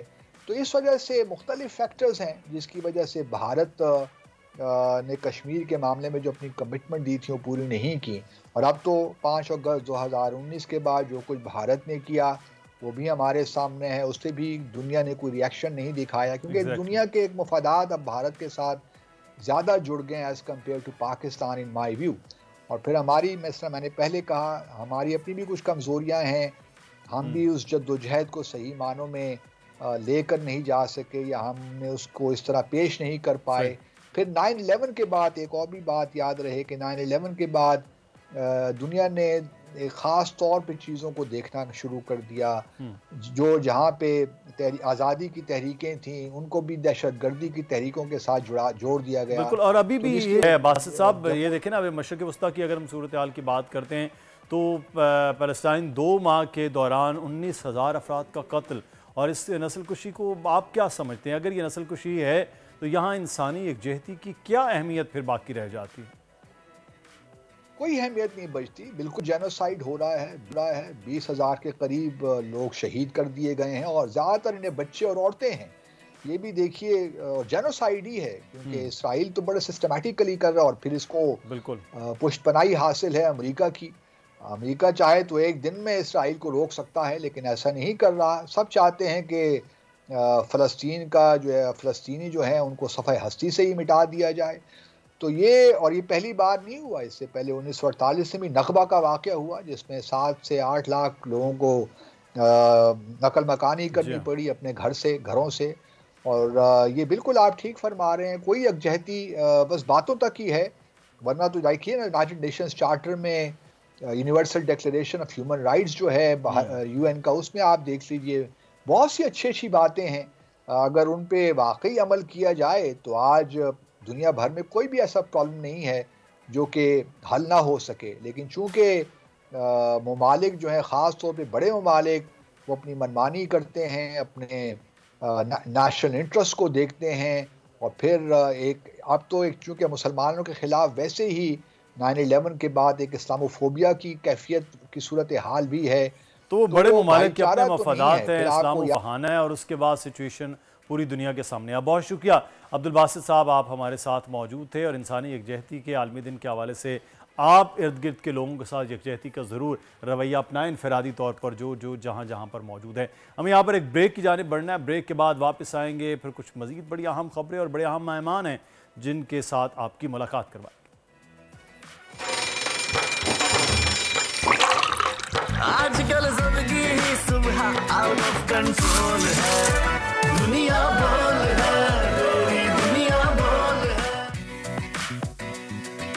बैक नाज़रीन, और अभी बड़ा अहम मौजू है जो कि जिस पर हमने बात करनी है और बहुत सारे पाकिस्तानियों को नहीं मालूम इस बारे में। हम अक्सर किसी ऐसी जगह पर बैठे होते हैं जहाँ पर पिन ड्रॉप साइलेंस होती है, तो हम भी कोशिश करते हैं कि हमें छींक भी अगर आ रही है तो हम उसको रोक लें। और ये बड़ा ख़तरनाक है क्योंकि ऐसी खबर सामने आई है कि किसी का ओसोफेगस जो था वो पंक्चर कर दी सांस की नाली इसने छींक रोकने के अमल ने। तो इस पर आज हम बात करेंगे, इसके पीछे क्या अवामिल हो सकते हैं। इन फैक्टर्स पर बात करने के लिए इस वक्त हमें डॉक्टर अमीर मोहम्मद सोलंकी साहब इस वक्त ज्वाइन कर चुके हैं, जो कि एसआरएस हॉस्पिटल के एमएस भी हैं, इसके साथ साथ जनरल कंसल्टेंट भी हैं, फिर ब्रेस्ट और लेप्रोस्कोपिक सर्जन भी हैं। तो माशाल्लाह बहुत सारे तारुफ हैं, बहुत शुक्रिया आपके वक्त के लिए डॉक्टर साहब। आपसे हम लाजमी तौर पर इस पर समझेंगे, लेकिन अभी हम कुछ मार्केट की सूरत हाल बिल्कुल मार्केट की सिचुएशन वहाँ भी बड़ा एकदम छींक आई है और उसके बाद पूरी मार्केट जो है वो हिल जुल गई है। कभी उतार कभी चढ़ाव पाकिस्तान स्टॉक मार्केट में मिले जुले कारोबार का सिलसिला जारी था, लेकिन फिर अचानक मार्केट में जिस तेज़ी से बूस्ट किया एक हफ्ते पहले, इस तेज़ी से मार्केट नीचे भी आ गई। कोई दो राय नहीं कि छोटे सरमायाकारों का एतमाद बहाल नहीं हुआ था और मुसलसल तेज़ी के साथ बावजूद भी मार्केट स्टेबल नहीं रही। मार्केट में अचानक तेज़ी और नफसियाती हदें अबूर करने के बाद मंदी क्यों हो रही है, इसी सारी सूरत हाल में बात करते हैं, क्योंकि इन्वेस्टर्स बहुत खुश थे और बल्कि एक दूसरे को मशवरा दे रहे थे कि आप पैसे इन्वेस्ट करें स्टॉक में, लेकिन एकदम से अभी ये मंदी है। इसके पीछे वजूहात क्या है, इस पर बात करने के लिए इस वक्त हमारे साथ मौजूद है ज़फ़र मोतीवाला साहब। ज़फ़र साहब बहुत शुक्रिया आपके वक्त का। ज़फ़र मोती साहब, मुझे ये बताइएगा कि अचानक से ये क्या हुआ, इसके पीछे क्या वजूहात है। इलेक्शंस के साथ भी जोड़ा जा रहा था मार्केट को, अब तो डेट भी अनाउंस हो गई, कहा गया कि स्टेबिलिटी आ रही है, सब बहुत खुश थे, एक पॉजिटिव सेंटिमेंट था, लेकिन ये अचानक से ही धड़ाम से ये गिर गया, क्या हुआ? देखिए, अचानक नहीं हुआ। टेक्निकली कई एनालिस्ट 64 से 65 और 65 से जब 66 से भी ऊपर चली गई तो टेक्निकल करेक्शन की खबरें मार्केट में आ गई थी। और वही टेक्निकल करेक्शन ओवरबॉट पोजीशन की वजह से अभी हम देख रहे हैं। आज भी शुरुआत तो पॉजिटिव थी 350 पॉइंट, लेकिन अब थोड़ी सी मंदी शुरू हो गई है दोबारा। तो ये करेक्शन है। इसमें जो वेरिएबल्स आप कहेंगे जो जुज है वो इलेक्शन की पहले एक रूमर भी उड़ी थी कि लेट हो जाएंगे, तो वो हमारे यानी डेमोक्रेटिक जो प्रोसेस है उसके ऊपर एक सवालिया निशान आ गया था, तो मार्केट पहले ही जिटरी हो रही थी। फिर एक हम फिनोमेना कहते हैं कच्चा लेन वो होता है जो वो इन्वेस्टर जो अचानक जंप करते हैं थोड़े दिनों के लिए रकम लेकर, जो रकम उनकी किसी और प्रोग्राम के तौर पर वो निकालते हैं, मार्केट में इन होते हैं और फिर थोड़ी देर के बाद वो जब थोड़ा प्रॉफिट होता है तो अपने स्टॉक्स बेचना शुरू कर देते हैं, क्योंकि वो लॉन्ग टर्म नहीं होते, शॉर्ट टर्म होते हैं। तो शॉर्ट टर्म उनके पास इन्वेस्टमेंट होती है, तो उन्होंने हाई एंड का देखकर स्क्रिप्ट्स बेचना शुरू किया। फिर जो हमें 3-4 बड़े जो होल्डर्स हैं जो लॉन्ग टर्म सोच कर आए थे, उन्होंने भी बेचा है मार्केट में लाहौर से। और सबसे बड़ी बात ये कि जो दिसंबर की छुट्टियां आने की होती हैं तो फॉरेन फंड इनएक्टिव हो जाते हैं, बैंकें अपनी क्लोजिंग कर रही होती हैं, फंड्स अपनी क्लोजिंग कर रहे होते हैं, और अपना जो इस साल का जो रोल ओवर होगा फ्यूचर का वो अभी हो रहा है, जिसमें इंटरेस्ट रेट बहुत हाई चार्ज किए जा रहे हैं। जब इंटरेस्ट रेट बहुत हाई चार्ज किए जाते हैं तो लोग अपनी पोजीशंस को क्लियर ऑफ करते हैं। अब ये सब वेरिएबल्स का कुछ आंसर, तो इसका मतलब ये है ज़फ़र मोती साहब कि अगले जो 10 दिन हैं वो इसी तरह से मार्केट जो है वो रहेगी अनस्टेबल। तो ऐसी सिचुएशन में जो नए सरमायाकार हैं ख़ासतौर पर जो देख रहे हैं उनको तो फिर ये खौफ वाला एलिमेंट तो बरकरार रहेगा। देखिए अगले 10 दिन तक तो मुझे नहीं लगता है ये फिनोमेना चले, लेकिन हाँ इस वीक तक तो ये चल सकता है कि मार्केट डायरेक्शन लेस रहेगी और नेगेटिविटी की तरफ चलेगी, क्योंकि उस टाइम तक ये रोल ओवर भी सुलझ जाएगा, बैंकिंग भी अपने अकाउंट से वो कर लेंगी, क्लोजर की तरफ ले जाएंगी 31 दिसंबर से पहले, और जो फॉरेन फंड्स हैं वो तो आते हैं जनवरी के 5 या 6 तारीख को रीएक्टिवेट होने। लेकिन इस दफा एक अच्छी बात यह है कि वो आएंगे तो दोबारा री एंट्री इसलिए ले लेंगे कि डॉलर रुपए की पैरिटी बड़ी स्टेबल है, और ये जो चीज होती है फॉरेन फंड्स मैनेजर हमेशा देखते रहे। अच्छा जफर साहब, थोड़ा सा ये भी मुझे बताइएगा कि टेक्निकलिटीज़ की तो आपने बात की मार्केट की, लेकिन ये दूसरे अवामिल हैं जो कि मैंने इलेक्शंस की बात की और एतमाद की बात की जो कि कुछ बहाल हुआ, फिर डेट अनाउंस हो गई, क्या ये भी कोई असरअंदाज होते हैं मार्केट पे या फिर इनका कोई अमल दखल नहीं है, बस ये मार्केट की टेक्निकलिटीज़ होती हैं? देखिए मैं तो इससे ज्यादा ये कहता हूँ कि हमारी मार्केट पर माइक्रो लेवल पर, यानी पर्टिकुलर कंपनी कितना प्रॉफिट कर रही है, उससे बहुत ज्यादा मैक्रो लेवल का इफेक्ट आता है, जो हमारे जैसे मुल्क में इकोनॉमी पर भी डैमेज करता है। उसके आप कुछ वो सुन लीजिए कि भाई हमारे मुल्क में जो पॉलिटिकल क्राइसिस होता है, जो अपना IMF से डीले होती हैं, जो कर्जे लिए जाते हैं, जो कर्जों के रकम दी जाती है, उसका इंटरेस्ट दिया जाता है, वो हाई एंड का इंटरेस्ट दिया जाता है, ये सब डिसीजन बहुत अफेक्ट करते हैं। स्पेशली आप ये देखिए कि इकोनॉमी की डीरेल की ब्लेम गेम जो चल रही है पॉलिटिकल सर्कल में, वो भी हमारी इकोनॉमी को डीरेल करने के लिए वो खुद अब एडमिट कर रहे हैं कि हमारे पॉलिटिकल क्राइसिस ने इकोनॉमी को कितना डैमेज किया है। तो ये सब चीजें तो हर वक्त चलती हैं, और ये हमारे मुल्क में अफसोस से कहना पड़ता है आगे भी चलेंगे। तो फाइनली सिर्फ ये हाँ या ना में बस जवाब दीजिए, परेशान होने की जरूरत तो नहीं है इस वक्त जो एकदम डिप लगा है? वो परेशान तो ज्यादा नहीं होना चाहिए। अच्छा। लेकिन ये अभी जनवरी तक वेट एंड वॉच करना चाहिए। ठीक है, बहुत शुक्रिया जफर मोती साहब हमारे साथ मौजूद, जो है ना वो वेट एंड वॉच की पॉलिसी बता गए। पैसे जो आपने लगाए हुए हैं ना, जरा देखभाल के, एकदम जल्दबाजी नहीं करनी है। मैं तो हम तो छोटे सरमायाकार है आपकी बड़ी कंपनियों के साथ चल रहे हैं। अभी आप कल बता रहे थे कि मैं वो पीपल्स बस सर्विस पे सफर कर रही हूँ, आज आप मुझे बड़े सरमायाकार कह रहे हैं। तो ये ऐसे ही पैसे क्या हो गया है? अच्छा जी, अभी हमारे साथ डॉक्टर साहब मौजूद है। डॉक्टर साहब, आपने तो नहीं लगाए हुए पैसे? नहीं, मैं तो मुझे समझ में ही नहीं आता ये इतना। ठीक है। अच्छा डॉक्टर साहब, अब मुझे ये बताएं कि पाकिस्तानी छींक कुछ ऐसे मारते हैं कि उनके बच्चे सोए हुए उठ जाते हैं। बिल्कुल। और कुछ ऐसे खवातीन छींक मारती हैं कि उनको लगता है कि शायद डिसेंसी में ना मेरी आवाज ही नहीं आनी चाहिए, साथ वाले को पता ही ना चले। तो ये क्या ठीक क्या है? देखें, ये दोनों सूरत हाल में अगर छींक तो वो जैसे एक रेमेडी है नेचुरल, क्योंकि जब हम छींक देते हैं तो हमारा जो ये, क्योंकि जो नाक होती है ना, इसके अंदर एक म्यूकोजा होता है, म्यूकोजल लेयर होती है। सही।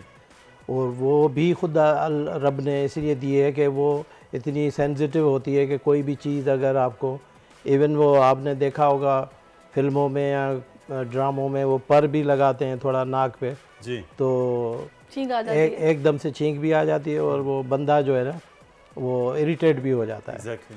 तो ये रब ने दी है कि क्योंकि ये नॉस्ट्रल ऐसी चीज़ है, इधर से अंदर कोई भी, कई लोग हैं गाँव में ज़मीनों पे सोते हैं, बिल्कुल ज़मीन पे सोते हैं, और फिर वहाँ पे कई छोटे छोटे जो है वो जीत वगैरह अशरात होते हैं, हशरात वगैरह जो होते हैं, वो भी उनके नाक में जा सकते हैं, कान में भी जा सकते हैं। तो कान, नाक या ये जितने भी जो सुराख हैं हमारे कुदरत ने रखे हैं, इसमें म्यूकोजल लेयर होती है। म्यूकोजल लेयर हमेशा सेंसिटिव होती है, जैसे ही उस पर कोई भी चीज़ एक अपनी चूटी का अगर पाँव भी रखेगी तो वो भी हमें फील होगा। सही। तो ये ग्रे साहब का। लेकिन ये एक तो जब छींक आती है जी, जो मैडम ने सवाल किया, तो छींक जब आती है तो उसको एक तो रोकना बिल्कुल नहीं चाहिए, लेकिन कुछ लोग आदत ये डालनी चाहिए, क्योंकि ये हर चीज़ को एडॉप्ट करना पड़ता है ना। जी, देखें ना, अल्लाह ने हमें सब चीज़ें दी हैं, हर चीज़ को हम एडॉप्ट, जब तक खुश अखलाकी है, कोई भी चीज़ है, हम एडॉप्ट करते हैं वो चीज़। एडॉप्शन की जो है ना, नेचर ने हमें, इसीलिए हम जानवरों से अलग है, हमें एडॉप्शन आती है इंसान को। तो एडॉप्शन ये करनी चाहिए कि जब छींक आए तो उसको नॉर्मल तरीके से, अच्छे तरीके से, और अगर आपके पास रुमाल नहीं भी है तो थोड़ा सा हाथ रख के करें, क्योंकि वहाँ से जितनी भी छींक होती है जो होती है उसमें थाउजेंड्स एंड मिलियंस जो होते हैं ना, वो जरासीम जो होते हैं सही वो निकलते हैं, वो बाहर निकल रहे होते हैं। सही वो कुदरत आप, क्योंकि हमारे जो ये इधर जो ये साइनसेस हैं ये वो सब भरे हुए होते हैं। जब सांस लेते हैं ना, कभी डस्ट में गए, कभी किसी और गंदी जगह चले गए, हॉस्पिटल में चले गए, वो दूसरों को नहीं पहुंचानी है, इसलिए हाथ भी रखना, रुमाल तो सबसे बेस्ट है कि वो होना चाहिए। ये सुन्नत भी है कि आजकल वैसे रुमाल का रिवाज नहीं, आजकल टिश्यू लोगों पुराने जमाने में ये बाकायदा, पहले जमाने में भी मेरा ख्याल है दूल्हे मियां ही सिर्फ होते थे जिनके हाथ में रुमाल होता था, और खास तौर पे दूल्हे को तो देते थे हाथ में। याद होगा आपको कि वो असल में अच्छा, लेकिन ये जो अभी दूल्हे के दो काम होते थे उसमें, एक तो वो चीख वगैरह या कोई इस तरह की सूरत हाल, और दूसरा वो जो शर्मा रहा होता था वो भी छुप जाता, तीसरा भी होता था कि स्मेल भी आ रही है, वो उसी दिन आया होता था दूल्हा,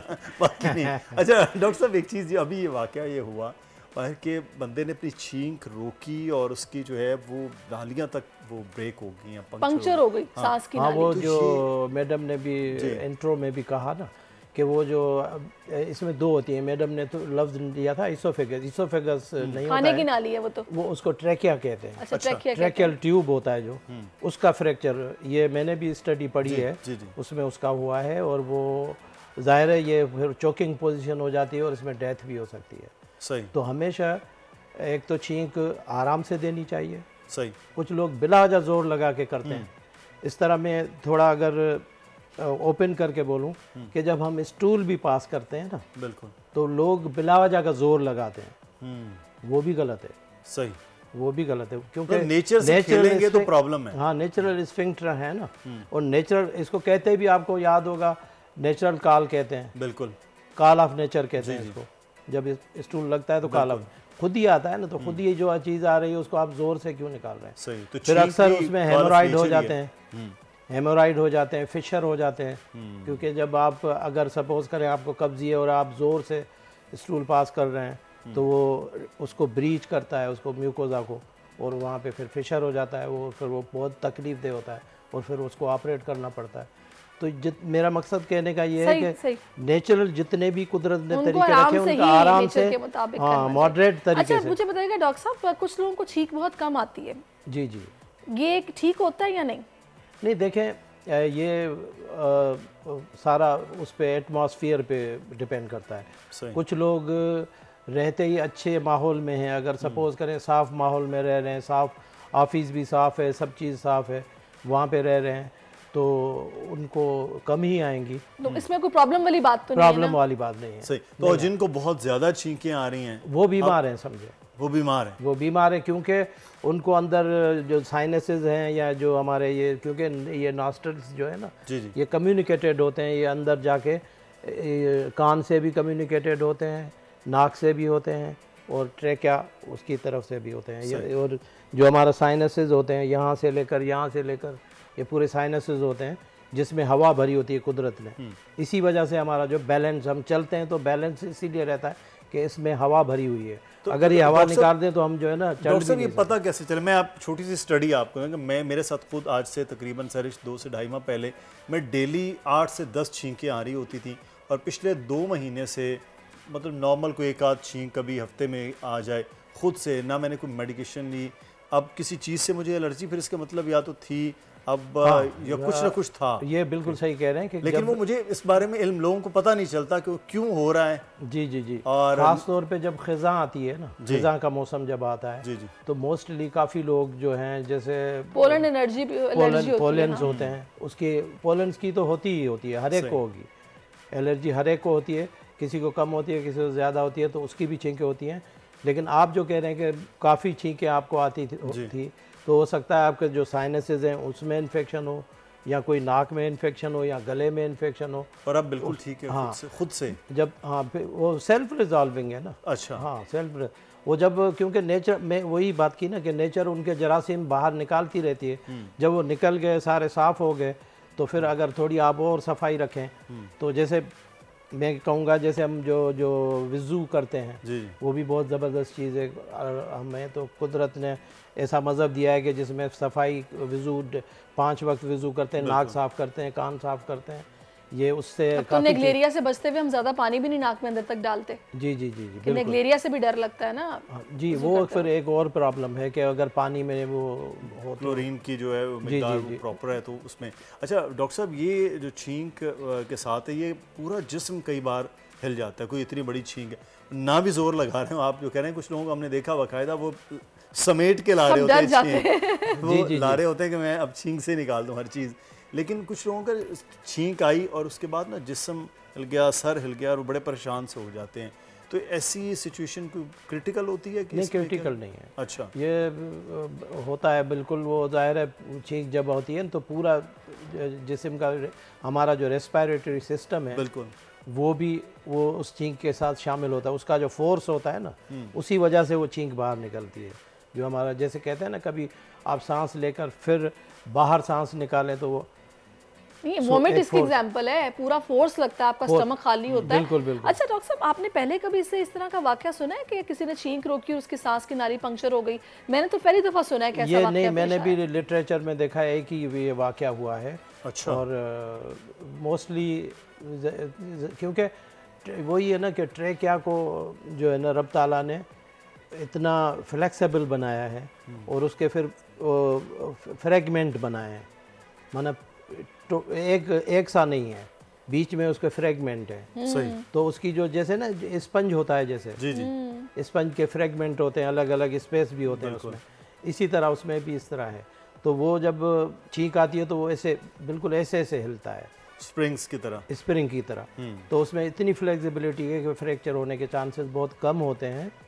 लेकिन इस जो बंदे की जो लिटरेचर में आया है, हो सकता है कि इसने ज़्यादा ही कुछ रोक लिया हो और फिर उसके बाद उसको जब आई हो ज़्यादा छींक आई हो तो उसमें फ्रैक्चर होने के चांस। अच्छा, मैंने ये भी लेकिन देखा ये कम है, मतलब लिटरेचर में बहुत कम आया है। बिल्कुल बहुत है ऐसा केस। अच्छा डॉक्टर साहब, एक चीज़ और भी है, मैंने देखा है वो लोग जो सफाई का ख्याल नहीं रखते, जैसे आमतौर पे घरों में वो लोग जो अपनी कबर्ड्स ठीक नहीं करते हैं, काफ़ी टाइम गंदे कपड़े भी उनमें बंद पड़े रहते हैं, जब वो अचानक से वो कबर्ड खोलते हैं तो उनकी छींकों से वो हालत होती है कि वो पता चलता है कि ये इनको कोई प्रॉब्लम इनको हुई है। तो यानी कि हमें अपने इर्द गिर्द सफाई रखना कितना ज़रूरी है कि जाहिर है अगर इतनी डेंजरस चीज़ है, कुछ भी हो सकता है, कितना ज़रूरी है कि एम्बियंस आपका क्लियर हो। आजकल तो इतना डस्ट हर जगह पर है जो हम इनहेल कर रहे हैं। ख़ास तौर पे जो एलर्जी ज़्यादा घरों में या लाइब्रेरीज़ में या ऑफिसेज़ में ज़्यादा एलर्जी के जो चांसेस होते हैं, वो हम जो कारपेटिंग करते हैं ना उसमें बहुत ज़्यादा वो जो उसके पोलेंस, डेंड्राइट्स, पता नहीं क्या क्या चीज़ें उसमें गिर जाती है। उसकी सफाई अगर नहीं हो, मुझे याद है मैं जब हम मेडिकल में पढ़ते थे तो हमारी जो लाइब्रेरी होती थी उसमें हम जाते थे तो उसमें अक्सर हम जो ज़्यादा प्रोन होते थे एलर्जी को, तो मुझे खुद भी बहुत ज़्यादा एलर्जी होती थी और वो छींकें आना शुरू हो जाती थी और नाक बहना शुरू हो जाती थी या नज़ला हो जाता था। तो वो उसी वजह से होता था कि क्योंकि वो सफाई नहीं होती। हाँ, तो मोस्टली वहीं पर हाँ, कपड़ों को तो हम फिर भी थोड़ा सा साफ वाफ करते हैं और रखते हैं, थोड़ा निकालते हैं डेली बेसिस पे। किसी के यहाँ मेहमान गई थी और उनके यहाँ कबर्ड थी कुछ ऐसी और इतनी छींकी आई उनकी कबर्ड खुलने में, मैंने कहा अल्लाह आप लोग मतलब गंदे कपड़े कौन कबर्ड में बंद करता है? तो ये होता है, एलर्जी हो जाती है। गंदे कपड़े बंद करना तो बंद ज्यादा होती हैं, इस वजह से भी एक बड़ा फैक्टर है। फिर किताबों का अपना एक जो है वो भी माहौल ऐसा होता है कि वहाँ पर। बहुत शुक्रिया डॉक्टर साहब, आप हमारे साथ मौजूद थे और हमें अब एक ब्रेक की जाने बढ़ना है जी, और ब्रेक के बाद वापस आएंगे तो फिर मज़ीद कुछ बात करेंगे। लेकिन अपनी सेहत का ख्याल ज़रूर रखिए और डॉक्टर साहब जैसे कह रहे हैं सफाई का ख्याल रखिए। बिल्कुल, और मैं ही कहूँगी keep watching us, we will back after a short break. आजकल ज़िंदगी ही सुबह आउट ऑफ कंट्रोल है, दुनिया बोल है, वेलकम बैक नाज़रीन, और अब आपको कुछ मौसम की सूरत हाल हमने बतानी है। और इस वक्त आपको जैसे कि प्रोग्राम के शुरू में हमने बताया कि सर्दी आ चुकी है और अब महसूस की जा रही है। मुल्क भर में ठंडी हवाओं के बायस सर्दी की शिदत में इजाफा देखा जा रहा है। बालाई इलाकों की बात की जाए तो गिलगित बल्तिस्तान में झीलें इस वक्त जम गई हैं। स्कर्दू में पारा -8 डिग्री तक गिर गया है। आज़ाद कश्मीर के पहाड़ों पर सफ़ेदी छाई हुई है। वादी नीलम में यकबस्ता हवाएं जारी हैं। सयाह वहाँ पर पहुँचना शुरू हो गए हैं, उनकी आमद का सिलसिला इस वक्त जारी है। और हम देखते हैं कि इन दिनों में ट्रैफिक जैम हो जाता है, वहाँ पर काफ़ी रश रश बढ़ जाता है, फिर बच्चों के स्कूलों की छुट्टियां होती हैं, सभी की कोशिश होती है कि तफरीह के लिए बच्चों को किसी ऐसी जगह पर ले जाया जाए जहाँ पर कुछ अलग सा माहौल हो, और हर कोई स्नोफॉल को एंजॉय करना चाहता है, तो लिहाजा वहाँ के हालात देखकर ही प्लान करना है। तो बलूचिस्तान की अगर बात करें तो सर्द हवाओं के बाद सर्दी की शिद्दत बरकरार है। क़ल्लात में -5 पारा रिकॉर्ड किया गया, कोयटा और ज़ियारत में दर्जा हरारत -3 रिकॉर्ड किया गया है। और अगर अहम शहरों के टेम्परेचर की बात की जाए तो सबसे पहले हम शहर कायद की बात करेंगे। अभी यहाँ पर हमें कोयटा दिखाई दे रहा है, यहाँ पर क्लाउडी वेदर है कोयटा में, और पारा यहाँ पर 0 है, कम से कम ज़्यादा से ज़्यादा 16 बताया जा रहा है। दूसरी जानिब हम आपको बताएंगे पेशावर का टेम्परेचर भी, और पेशावर के से पहले मेरा ख्याल है कराची की बात हो जाए तो कराची में टेम्परेचर कितना है ये भी हमें अभी मैप में नज़र आएगा, और मैं कोशिश कर रही हूँ कि मैं यहाँ पर देखें और मैं आपको बताऊँ।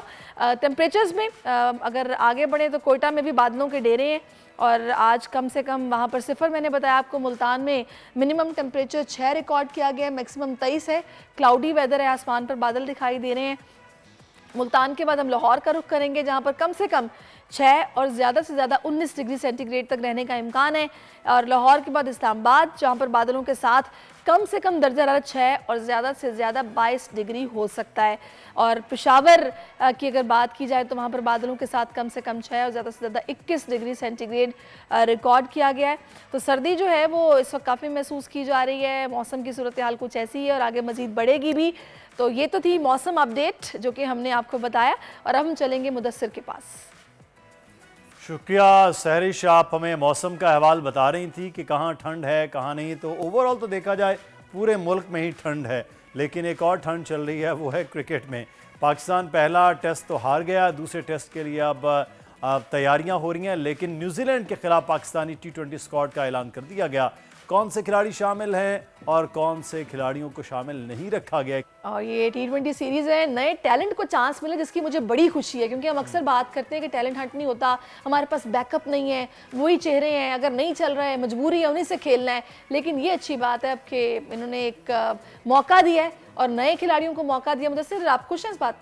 मैं तो बहुत खुश हूँ नए खिलाड़ियों के लिए, लेकिन चक्कर ये है कि नए खिलाड़ियों के साथ जलन होना, और आगे आ रहा है वर्ल्ड कप T20 का, वो किस तरह से अब तैयारी करनी है, उसके लिए भी टाइम उतना ज़्यादा नहीं है। तो मुझे बहरहाल अंडरस्टैंड करते हैं कि इसको किस तरह से जो आउटस्टैंडिंग परफॉर्म करेगा उसको। वहाब रियाज जो चीफ सेलेक्टर हैं, उन्होंने अपनी पहली T20 की टीम वो मुंतखब कर लिया। परफॉर्मेंस का तो पता नहीं, लेकिन ओवरऑल टीम की सिलेक्शन जो है वो नए और पुराने खिलाड़ी हैं वो मौजूद हैं। और सुहेब अलवी साहब इस वक्त हमारे साथ मौजूद है, क्रिकेट एक्सपर्ट। सुहेब साहब, बहुत शुक्रिया आपके वक्त का। जो टीम सेलेक्ट की गई है, आप समझते हैं कि नए पुराने तजर्बाकार हार्ड हिटर सब मिक्सचर खिलाड़ी हैं, एक बेहतर टीम है? देखिए, एक अच्छी बात यह है कि डोमेस्टिक परफॉर्मर्स को अपॉर्चुनिटी दी गई है। पहले ये होता था कि जब भी डोमेस्टिक परफॉर्म करते थे यंगस्टर्स तो उनसे कहा जाता था इनके पास तजुर्बा नहीं है। तजुर्बा तो उस पर आता है जब आप उनको मौका देते हैं। और ये होता था कि जी स्टैब्लिश्ड प्लेयर्स हैं। वैसे भी वहाब ने एक हिंट तो दी है कि हम स्टैब्लिश प्लेयर्स को पहले अपॉर्चुनिटी, अगर कोई इंजरी की वजह से बाहर होता है एक मैच के लिए, लेकिन अगर वो कंसिस्टेंट परफॉर्म करता रहे तो वो वापस अपनी जगह पे आएगा, चाहे उसका रिप्लेसमेंट ने कितना अच्छा परफॉर्म किया हो। तो ये तो एक पॉलिसी उन्होंने बिल्कुल सामने रख दी है। लेकिन एट द सेम टाइम जो एक अच्छी बात है, खुशाइन बात है, जिसमें आप जो फास्ट बॉलर अफरीदी आए, नॉट शाहिन शाह अफरीदी, अब्बास अफरीदी जो है, और उसके साथ आजम खान जो कि पूरी दुनिया में लीग्स में एक हलचल मचा दी है अपने बल्लेबाजी से, उनको लेकर आए। और बार बार फिटनेस की बात होती थी, उनका नहीं ठीक है, जब एक इम्पैक्ट प्लेयर है, जब एक मैच जिताने वाला प्लेयर है तो फिटनेस बाद में सही। और इसी तरह साइम अयूब को वापस लेकर आए। अफसोस होता है जरा सा, दहानी आपका T20 परफॉर्मर रहा है ओवर द लास्ट 2-3 इयर्स, और पता नहीं उसको इंजरी का कोई इशू है नहीं है, कोई जिक्र तो नहीं हुआ।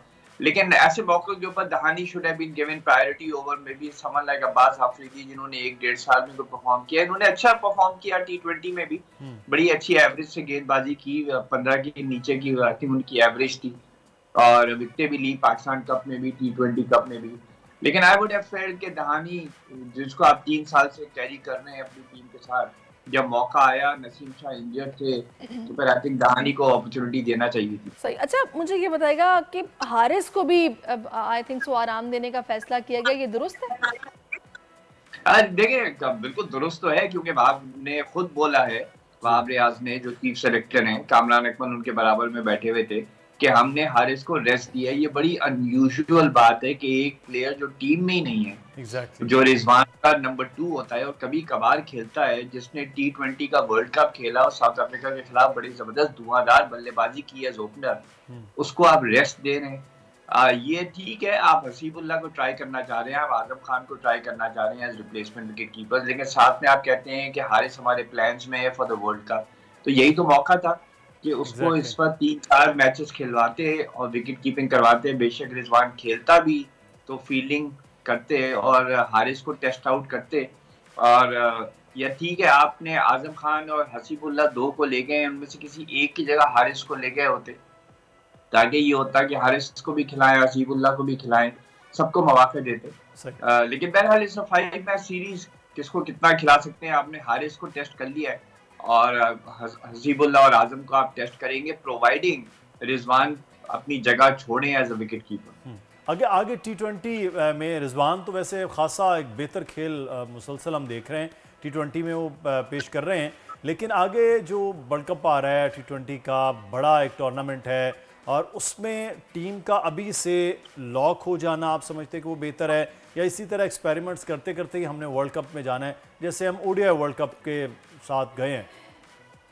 देखिए, आइडियली तो आपने बिल्कुल सही कहा कि 6 महीने पहले आपकी फर्स्ट 11 लॉक हो जाना चाहिए, और उसके बाद जो आपके 5 फ्रिंज प्लेयर्स होते हैं, एक्स्ट्रा बॉलर, एक्स्ट्रा बल्लेबाज, एक्स्ट्रा विकेट कीपर, इनको टीम में साथ रखें ताकि ये जेलिन हो जाए। लेकिन ये नया सिलेक्शन पैनल है, नई सोच है। Hafeez as a director cricket की बहुत डिफरेंट सोच है, और मेरा ख्याल है कि हफीज ज्यादा खुश नहीं है बाबर आजम और रिजवान की ओपनिंग पेयर से, बिकॉज जब हफीज ने वर्ल्ड कप 2021 खेला था UAE में अंडर बाबर आजम, तो उनकी यही उन्होंने एक प्रोग्राम में बोला भी था कि मुझसे कहा जाता था कि नीचे जाके आपने 180 की स्ट्राइक रेट से खेलना है, लेकिन ओपनर्स जो हैं वो 5 रन्स इन ओवर के साथ पावर प्ले खेलते थे। तो उनको बड़ा इसमें गुस्सा भी आया था कि मिडिल ऑर्डर से एक्सपेक्टेशन ज्यादा होती हैं, जबकि ओपनर्स पावर प्ले वेस्ट करते हैं। ओपनर्स कौन थे? बाबर आजम और रिजवान। अच्छा, वैसे सोहेब साहब, आई थिंक सो हम लोगों की बात नहीं हो पाई, लेकिन एक जो पिछले दिनों कंट्रोवर्सी क्रिएट हुई है, आपकी उस पर क्या राय है? वो जो बाबर की आपने बात की तो मेरे जहन में आ गया कि उन्होंने ग्रुप बनाया हुआ था और इनको टेस्ट क्रिकेट की कप्तानी ऑफर की गई, उन्होंने इनकार कर दिया। ये क्या था इसमें, मतलब आप क्या समझते हैं? जो फोन कॉल सामने आई है उससे तो क्लियर वाजे है, ज़का अशरफ साहब जो है वो क्लियरली ये बात कर रहे हैं कि एक क्लीग बन गया था 8 खिलाड़ियों का, जो कि एक दूसरे को बैक कर रहे थे और अपने खिलाड़ी खिला रहे थे। वो जो एजेंट था उसने जो प्लेयर साइन अप किए हुए थे वो करा रहे थे। लेकिन मजेदार बात ये है कि जब उन्होंने ज़का साहब ने ये बोला कि मैंने रिजवान को इसलिए कप्तान नहीं बनाया कि इज वन ऑफ द 8, तो शाहीन शाह अफरीदी भी तो वन ऑफ द 8 है। शाहीन शाह अफरीदी तो उसी एजेंट का क्लाइंट है। तो मेरी ये बात समझ में नहीं आई, ये लॉजिक अगर रिजवान की तरफ गया, प्रोबेबली ये है कि वो समझ रहे हैं कि शाहीन शाह अफरीदी अभी इतना कमिटेड नहीं है टुवर्ड अदर प्लेयर्स जितने बाबर और रिजवान है। सही। अच्छा, एक चीज़ जो आपने अभी बात की बड़ी इंपॉर्टेंट थी कि हफीज़ जो है वो एज ए डायरेक्टर वो कुछ और प्लान कर रहे हैं, तो शाहीन शाह अफरीदी हफीज़ के उस सोच के मुताबिक हो सकते हैं कि रिजवान और बाबर ओपन न करें। अगर ये नहीं तो फिर ओपनर एज सच कुछ नजर तो नहीं आ रहा कि किससे ओपन करवाया जा सकता है? जब तो नहीं, आप ये देखें कि साहबजादा फरहान, साइम अयूब को आप लेके गए हैं, Fakhar Zaman is already there as a potential opener, जो T20 वर्ल्ड कप में खास तौर पे जो उन्होंने न्यूजीलैंड के खिलाफ इनिंग्स खेली थी, उसके बाद तो I think Fakhar Zaman as an opener की जगह बनती है। फिर साइम अयूब, साहिबजादा फरहान है, तो probably Hafeez is on tour और वो डायरेक्टर क्रिकेट जो है वो because is also the main head coach. तो अब ये देखना पड़ेगा कि क्या हाफिज वहाँ पे अपना इन्फ्लुएंस यूज करते हैं, और शाहीन शाह अफरीदी भी जरा सा शो करना चाहेंगे कि वो कप्तान है, क्योंकि अगर वही ओपनिंग पैर लेके पूरे 5 मैचेस में खेला तो भाई शाहीन शाह अफरीदी की वो इनफरादियत खत्म हो जाएगी। मेरा ख्याल है पहला 1 या 2 मैचेस में they might open with Babar and Rizwan and give them targets कि भाई आप 7-8 रन पर ओवर के हिसाब से खेलें तो आपकी जगह महफूज रहेगी एज ओपनर्स, वरना साइड में ये एक बड़ी नई चीज़ देखने में ज़रूर आएगी इन मैचेस में कि ओपनिंग पेयर जो है वो चेंज हो जाए। बहुत शुक्रिया सोहेब अलवी हमारे साथ है और क्रिकेट पर माहिराना तज्जिया पेश कर रहे हैं। बिल्कुल, अब हमें आगे बढ़ना है और बात करनी है सियासी सूरत हाल हो या फिर मुआशी फल्कियात के पैगामात को रद्द नहीं किया जा सकता और जाने वाला साल यकीनन बहुत से लोगों के लिए खुशियों का साल रहा तो कुछ के लिए गमनाक भी रहा। दिसंबर का आखिरी हफ्ता है मुदस्सिर। बिल्कुल, और ये हफ्ता आपके लिए कैसा है, क्योंकि उसके बाद फिर अगला हफ्ता दिसंबर और जनवरी के बीच में वो आ जाएगा। तो इस वक्त हमारे साथ उनसा शाह मौजूद हैं, टैरो कार्ड एक्सपर्ट हैं। Welcome to show Unsa. अस्सलाम वालेकुम, गुड मॉर्निंग। गुड मॉर्निंग, कैसे हैं आप? पहला सवाल मैं ही आपसे कर लेती हूँ। मुझे ये बताइएगा कि ये जो नया आने वाला साल है पाकिस्तानियों के लिए कैसा रहने वाला है? नए साल की बात जी अच्छा, नया साल जो है वो मुझे ऐसा फील हो रहा है कि एक न्यू बिगिनिंग, नई शुरुआत, किसी भी चीज़ की नया आगाज मुझे नज़र आ रहा है। तो बेहतरी आएगी, स्टेबिलिटी आती हुई नज़र आ रही है और ऑब्वियसली इलेक्शंस भी अनाउंस हो गए तो हालात मुझे थोड़े बेहतर हैं। कार्ड्स को पॉजिटिव एनर्जी अच्छी, 9 ऑफ पेंटिकल्स, और 9 ऑफ पेंटिकल्स कहता है कि जो भी आपने काम किया, जो आपने मेहनत की है 2023 में, उसका फल आपको 2024 में इंशाल्लाह मिलेगा। यानी कि जिनकी सैलरियां रुकी में 2024 में मिलेंगी, जो मेहनत 2023 में की उसका फल 2024 में मिलेगा। ये तो डराने वाली बात है। अच्छा उनसा, एक चीज़ यहाँ मैं आपसे ये जानना चाहूँगी, ये हफ्ता क्योंकि ये आखिरी हफ्ता है इस साल का, अगला वीक तो दोनों तरफ होगा, इधर भी और उधर भी, मेरा ख्याल है शायद ऐसे ही है कुछ। बिल्कुल ऐसा ही है। तो ये कैसा वीक गुजर रहा है लोगों का, कोई बताइए जाते जाते उनके लिए कोई अच्छी खबरें हैं, वो भी सितंबर और दिसंबर जो है वो उनके लिए एक अच्छा साबित हो ठंडे ठंडे मौसम में। जी, हॉरोस्कोप की बात करते हैं तो एरीज से स्टार्ट करते हैं। एरीज का जो लास्ट वीक है, लास्ट वीक जो है ये कोई विश पूरी होगी इनकी, विश कम ट्रू का कार्ड है और हैप्पीनेस मिलेगी, खुशियां मिलेंगी, चाहे लव रिलेशन हो, चाहे उनका करियर हो, चाहे उनके फाइनेंसेस हो। तो ये आखिरी जो हफ्ता है वो एरीज वालों के लिए बड़ा हैप्पीनेस लेकर आ रहा है, माशाल्लाह से खुशियां मिलेंगी उनको। शादी के काफी अच्छे चांसेस हैं, जॉबलेस है उनको इंशाल्लाह जॉब मिल जाएगी। अच्छा। और बस पैसे का थोड़ा खर्चा मुझे ज्यादा नजर आ रहा है एरीज वालों का। टॉरस की बात करें, टॉरस का भी बहुत अच्छी एनर्जी है, 10 ऑफ पेंटिकल्स, हैप्पीनेस, शादी और पैसा आता हुआ नजर आ रहा है। इनहेरिटेंस मिल सकती है, प्रॉपर्टी अगर लेते हैं या कोई इन्वेस्टमेंट करते हैं, कारोबारी हवाले से भी ये हफ्ता टॉरस के लिए अच्छा रहेगा। जेमिनाई की बात करते हैं, थोड़ा स्ट्रेसफुल रहेगा जेमिनाई वालों के लिए, बर्डन, जिम्मेदारियां बढ़ती हुई नजर आ रही हैं, कामों में थोड़ी बहुत रुकावटें, डिलेज हो सकते हैं जेमिनाई वालों के लिए, जो काम करेंगे तो थोड़ा सा डिले का शिकार होंगे। जेमिनाई की बात है कैंसर वाले मैजिशियन, जो भी उनके अंदर सलाहियतें हैं, क्रिएटिविटी है, जो पैशन है, उसको इस्तेमाल करें और काम को लेकर थोड़े कंफ्यूजन्स हो सकते हैं, लव, रिलेशन, शादी को लेके क्रॉस रोड्स पर या डबल माइंडेड हो सकते हैं कैंसेरियंस। फिर उसके बाद है लियो। कैंसेरियस क्या आपने वो बताया नहीं ना कि फाइनेंस कैसे रहेंगे? कैंसेरियंस के फाइनेंसेस, यहाँ पर क्वीन ऑफ वॉन्ड्स का कार्ड है, तो आपके हाथ में है। वही मैंने कहा कि आपके अंदर एनर्जी है, पैशन है, तो जो आपकी सलाहियतें हैं उनको इस्तेमाल करें तो पैसे भी आपके पास आएंगे।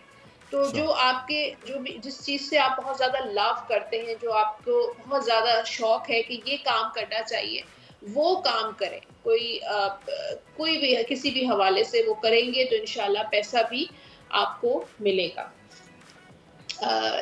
कैंसर के बाद है लियो वालों के लिए भी 3 ऑफ पेंटिकल्स की कम्युनिकेशन, लोगों के साथ मुलाकातें, मीटिंग्स, इंटरैक्शन, कोई प्रपोजल आ सकता है, शादी के अच्छे चांसेस बनते हुए नजर आ रहे हैं। तो कम्युनिकेशन का कार्ड है, लोगों के ज़्यादा सोशलाइजिंग करें, लोगों के साथ मुलाकातें करें। और लियो के बाद है वर्गो वाले किंग ऑफ सोर्ड्स का कार्ड है, तो वर्गो वाले थोड़ा मुश्किलात का शिकार रहेंगे, कोई भी काम उनके होंगे तो आसानी से नहीं होंगे। और अगर कोई फैसला लेते हैं आप अपनी शादी से मुताल्लिक, कारोबार से मुताल्लिक, सोच समझ कर लें, बी प्रैक्टिकल, इमोशनल होने की ज़रूरत नहीं। जज्बात में आकर कोई भी फैसला नहीं करना है आपने।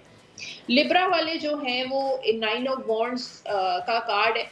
ट्रैवलिंग रहेगी, जो लोग बाहर बैरून मुल्क जाना चाहते हैं, कोई बिजनेस करना चाहते हैं या तालीमी लिहाज से जाना चाहते हैं, तो उनके लिए बहुत अच्छा रहेगा लिब्रा। जो स्टडी के हायर स्टडी या बैरून मुल्क जाना चाहते हैं उनके लिए बहुत अच्छा टाइम है। शादी में थोड़ी रुकावट आ सकती है, हो सकता है ये टाइम लिब्रा वालों की शादी के हवाले से बेहतर नहीं होगा। स्कॉर्पियो की बात करें, जस्टिस का कार्ड है और इंसाफ मिलेगा। अगर आपके साथ कोई ज्यादती हो रही है या जॉब में या रिलेशन में, लव में, तो वो चीजें बैलेंस होंगी। स्कॉर्पियंस को अपनी चीजें बहुत समझदारी के साथ लेकर चलनी चाहिए, अपनी चीजें बैलेंस करें। क्या चीजें कम है उनकी जिंदगी में, उनके करियर में, उनकी लव में, उन चीजों को बेहतर करने की कोशिश करें। तो स्कॉर्पियन अगर कोई बर्फबारी देखने जाना चाहें तो वो जा सकते हैं, ट्रैवल करना चाहें? हाँ, यहाँ पर बिल्कुल स्ट्रेंथ का कार्ड है, तो थोड़ा हिम्मत करनी पड़ेगी। और अगर डिलेज आए या कोई रुकावट आए या छुट्टी ना मिले तो बस जिसने मेरे पैसे वापस करने हैं ना वो कर दे। तुम्हें कार्ड आ गया, ये देख लिया आपने, मैंने जाना छुट्टी पे। इग्नोर करें उस चीज को। अगर डिले आता है, कोई रुकावट आती है, और अपनी विल पावर से छुट्टियों पे जा सकते हैं, बर्फबारी देखने जा सकते हैं। प्रोड्यूसर साहब कह रहे हैं बता दें किसने देने हैं। बहुत सारे लोग हैं, लिस्ट है एक, मैं नहीं बता सकती, टाइम खत्म हो जाएगा। अच्छा, तो ये कार्ड निकाल लेते हैं, पैसे मिलेंगे या नहीं मिलेंगे? चलिए निकाल लें। हाँ, नाइट ऑफ कप्स का कार्ड है, तो ये खर्चे का कार्ड है। ऑब्वियसली जब बंदा ट्रिप प्लान करता है तो खर्चा तो होता है। और फिर दूसरा ये कि नाइट ऑफ सफर का कार्ड है। आप तो बिल्कुल तैयार हैं, रेडी हैं ट्रैवल पर जाने के लिए, तो पैसा मिलेगा, लेकिन 100% हो सकता है रिकवरी ना हो, 50% आपको रिटर्न मिल जाए। वाकई अपने पैसे निकलवाना दुनिया का मुश्किल तरीन काम है। अच्छा, इसके स्कॉर्पियो से आगे जी टाइम को भी हम करते हैं। सेजिटेरियस की बात करते हैं, तो सेजिटेरियस जो लोग बहुत ज्यादा परेशान हैं जॉब के हवाले से, अपने करियर या रिलेशनशिप वर्क नहीं कर रहा, शादी नहीं हो पा रही है, तो उनकी लाइफ में चीजें बेहतर होंगी। अच्छा। ये आखिरी हफ्ता थोड़ा स्ट्रेसफुल रहेगा, काम बिजी बहुत ज्यादा रहेंगे, जिम्मेदारियां, सेहत, आपने अपनी सेहत का ख्याल रखना है क्योंकि सेहत में भी थोड़ी गड़बड़ मुझे नजर आ रही है। का तो ये महीना चल रहा है। हाँ, सेजिटेरियस वालों का मंथ चल रहा है बिल्कुल। अब कैप्रिकॉर्न का स्टार्ट होने वाला है जी। उसके बाद है कैप्रिकॉर्न, यहाँ पर 7 ऑफ पेंटिकल्स। तो कैप्रिकॉर्न वाले को इस हफ्ते जो है पैसे मत लगाएं, कहीं पे भी इन्वेस्टमेंट नहीं करें, कोई प्रॉपर्टी लेनी है तो ये काम ना करें, पैसों का लेन देन नहीं करना है, पैसे को किसी उधार नहीं लेने, वरना आपके पैसे फंस जाएंगे, स्टक हो जाएंगे। उनसा आजकल तो किसी को भी उधार दो पैसे फंस जाते हैं कोई वापस नहीं करता। उधार नहीं देना चाहिए ना, वही तो मैं कह रही हूँ। स्कॉर्पियंस को अपनी अकल का इस्तेमाल करें, जो विजडम अल्लाह ने दिया है उसको इस्तेमाल करें कि किसको पैसे देने हैं, जो वापस करेगा उसी को दें। स्कॉर्पियन सिर्फ कैंसर वालों को दे सकते हैं उधार। हाँ, ये अपनी अच्छा, वह इस पे जी इसकी बात करते हैं। एक्वेरियस वालों के लिए कंफ्यूजन्स माइंड में रहेंगी जी, उनकी रहेगी, और यहाँ पर प्रपोजल्स भी आएंगे और जॉब के हवाले से भी अपॉर्चुनिटीज आएंगी, लेकिन कंफ्यूज रहेंगी, करें या ना करें, क्या करना चाहिए, क्या नहीं करना चाहिए।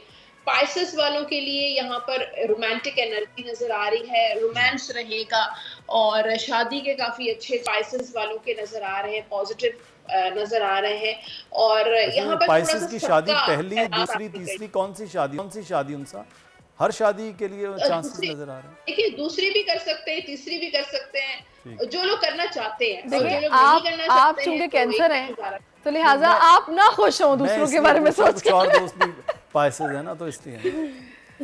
अच्छा जी, एक सवाल आया आपके लिए। कोई पाइसेस वाले अगर जॉब स्विच करना चाह रहे हैं, जॉब ढूंढ रहे हैं, तो उनके लिए क्या कार्ड्स हैं, मिल जाएगी उन्हें, स्विच कर लेंगे? देखिए, डेविल की एनर्जी फिलहाल स्विच ना करें तो बेहतर है, वरना कोई धोखा मिल सकता है। किसी की बातों में ना आए, और अगर जॉब ऑफर कोई आती है तो अपने हद तक रखें। नेगेटिव एनर्जीज बहुत नजर आ रही हैं, उनके आसपास हसद लोग बहुत करते हैं और नुकसान पहुंचाने की कोशिश कर रहे हैं। तो जॉब स्विच इस वक्त फौरी तौर पे ना करें तो बेहतर है इस वीक में। Just wait and watch pieces. अच्छा जी, अब मेरे ख्याल है पाइसेस तक लास्ट था ना, पाइसेस पाइसेस हो गया। चलिए Unsa, thank you so much for your time, और बहुत अच्छा लगता है आपसे सुबह सुबह बातें करके, और हमारा दिल चाहता है कि सेशन कुछ प्रोलॉन्ग हो, लेकिन होती है हमें इजाज़त लेना होती है। तो मुदस्सिर बिल्कुल, और ये अच्छा है कि आप प्लान भी उसी अकॉर्डिंग कर लें जहाँ भी जिधर भी जाना है। और मुदस्सिर इकबाल, सहर सुहेब को इस उम्मीद इस दुआ इस तवक्को के साथ इजाज़त दीजिए कि आज का दिन पाकिस्तान और पाकिस्तानियों के लिए अच्छा होगा। अपना ख्याल रखिएगा। अल्लाह हाफ़िज़। अल्लाह हाफ़िज़। आजकल ज़िंदगी ही सुबह आउट ऑफ कंट्रोल है, दुनिया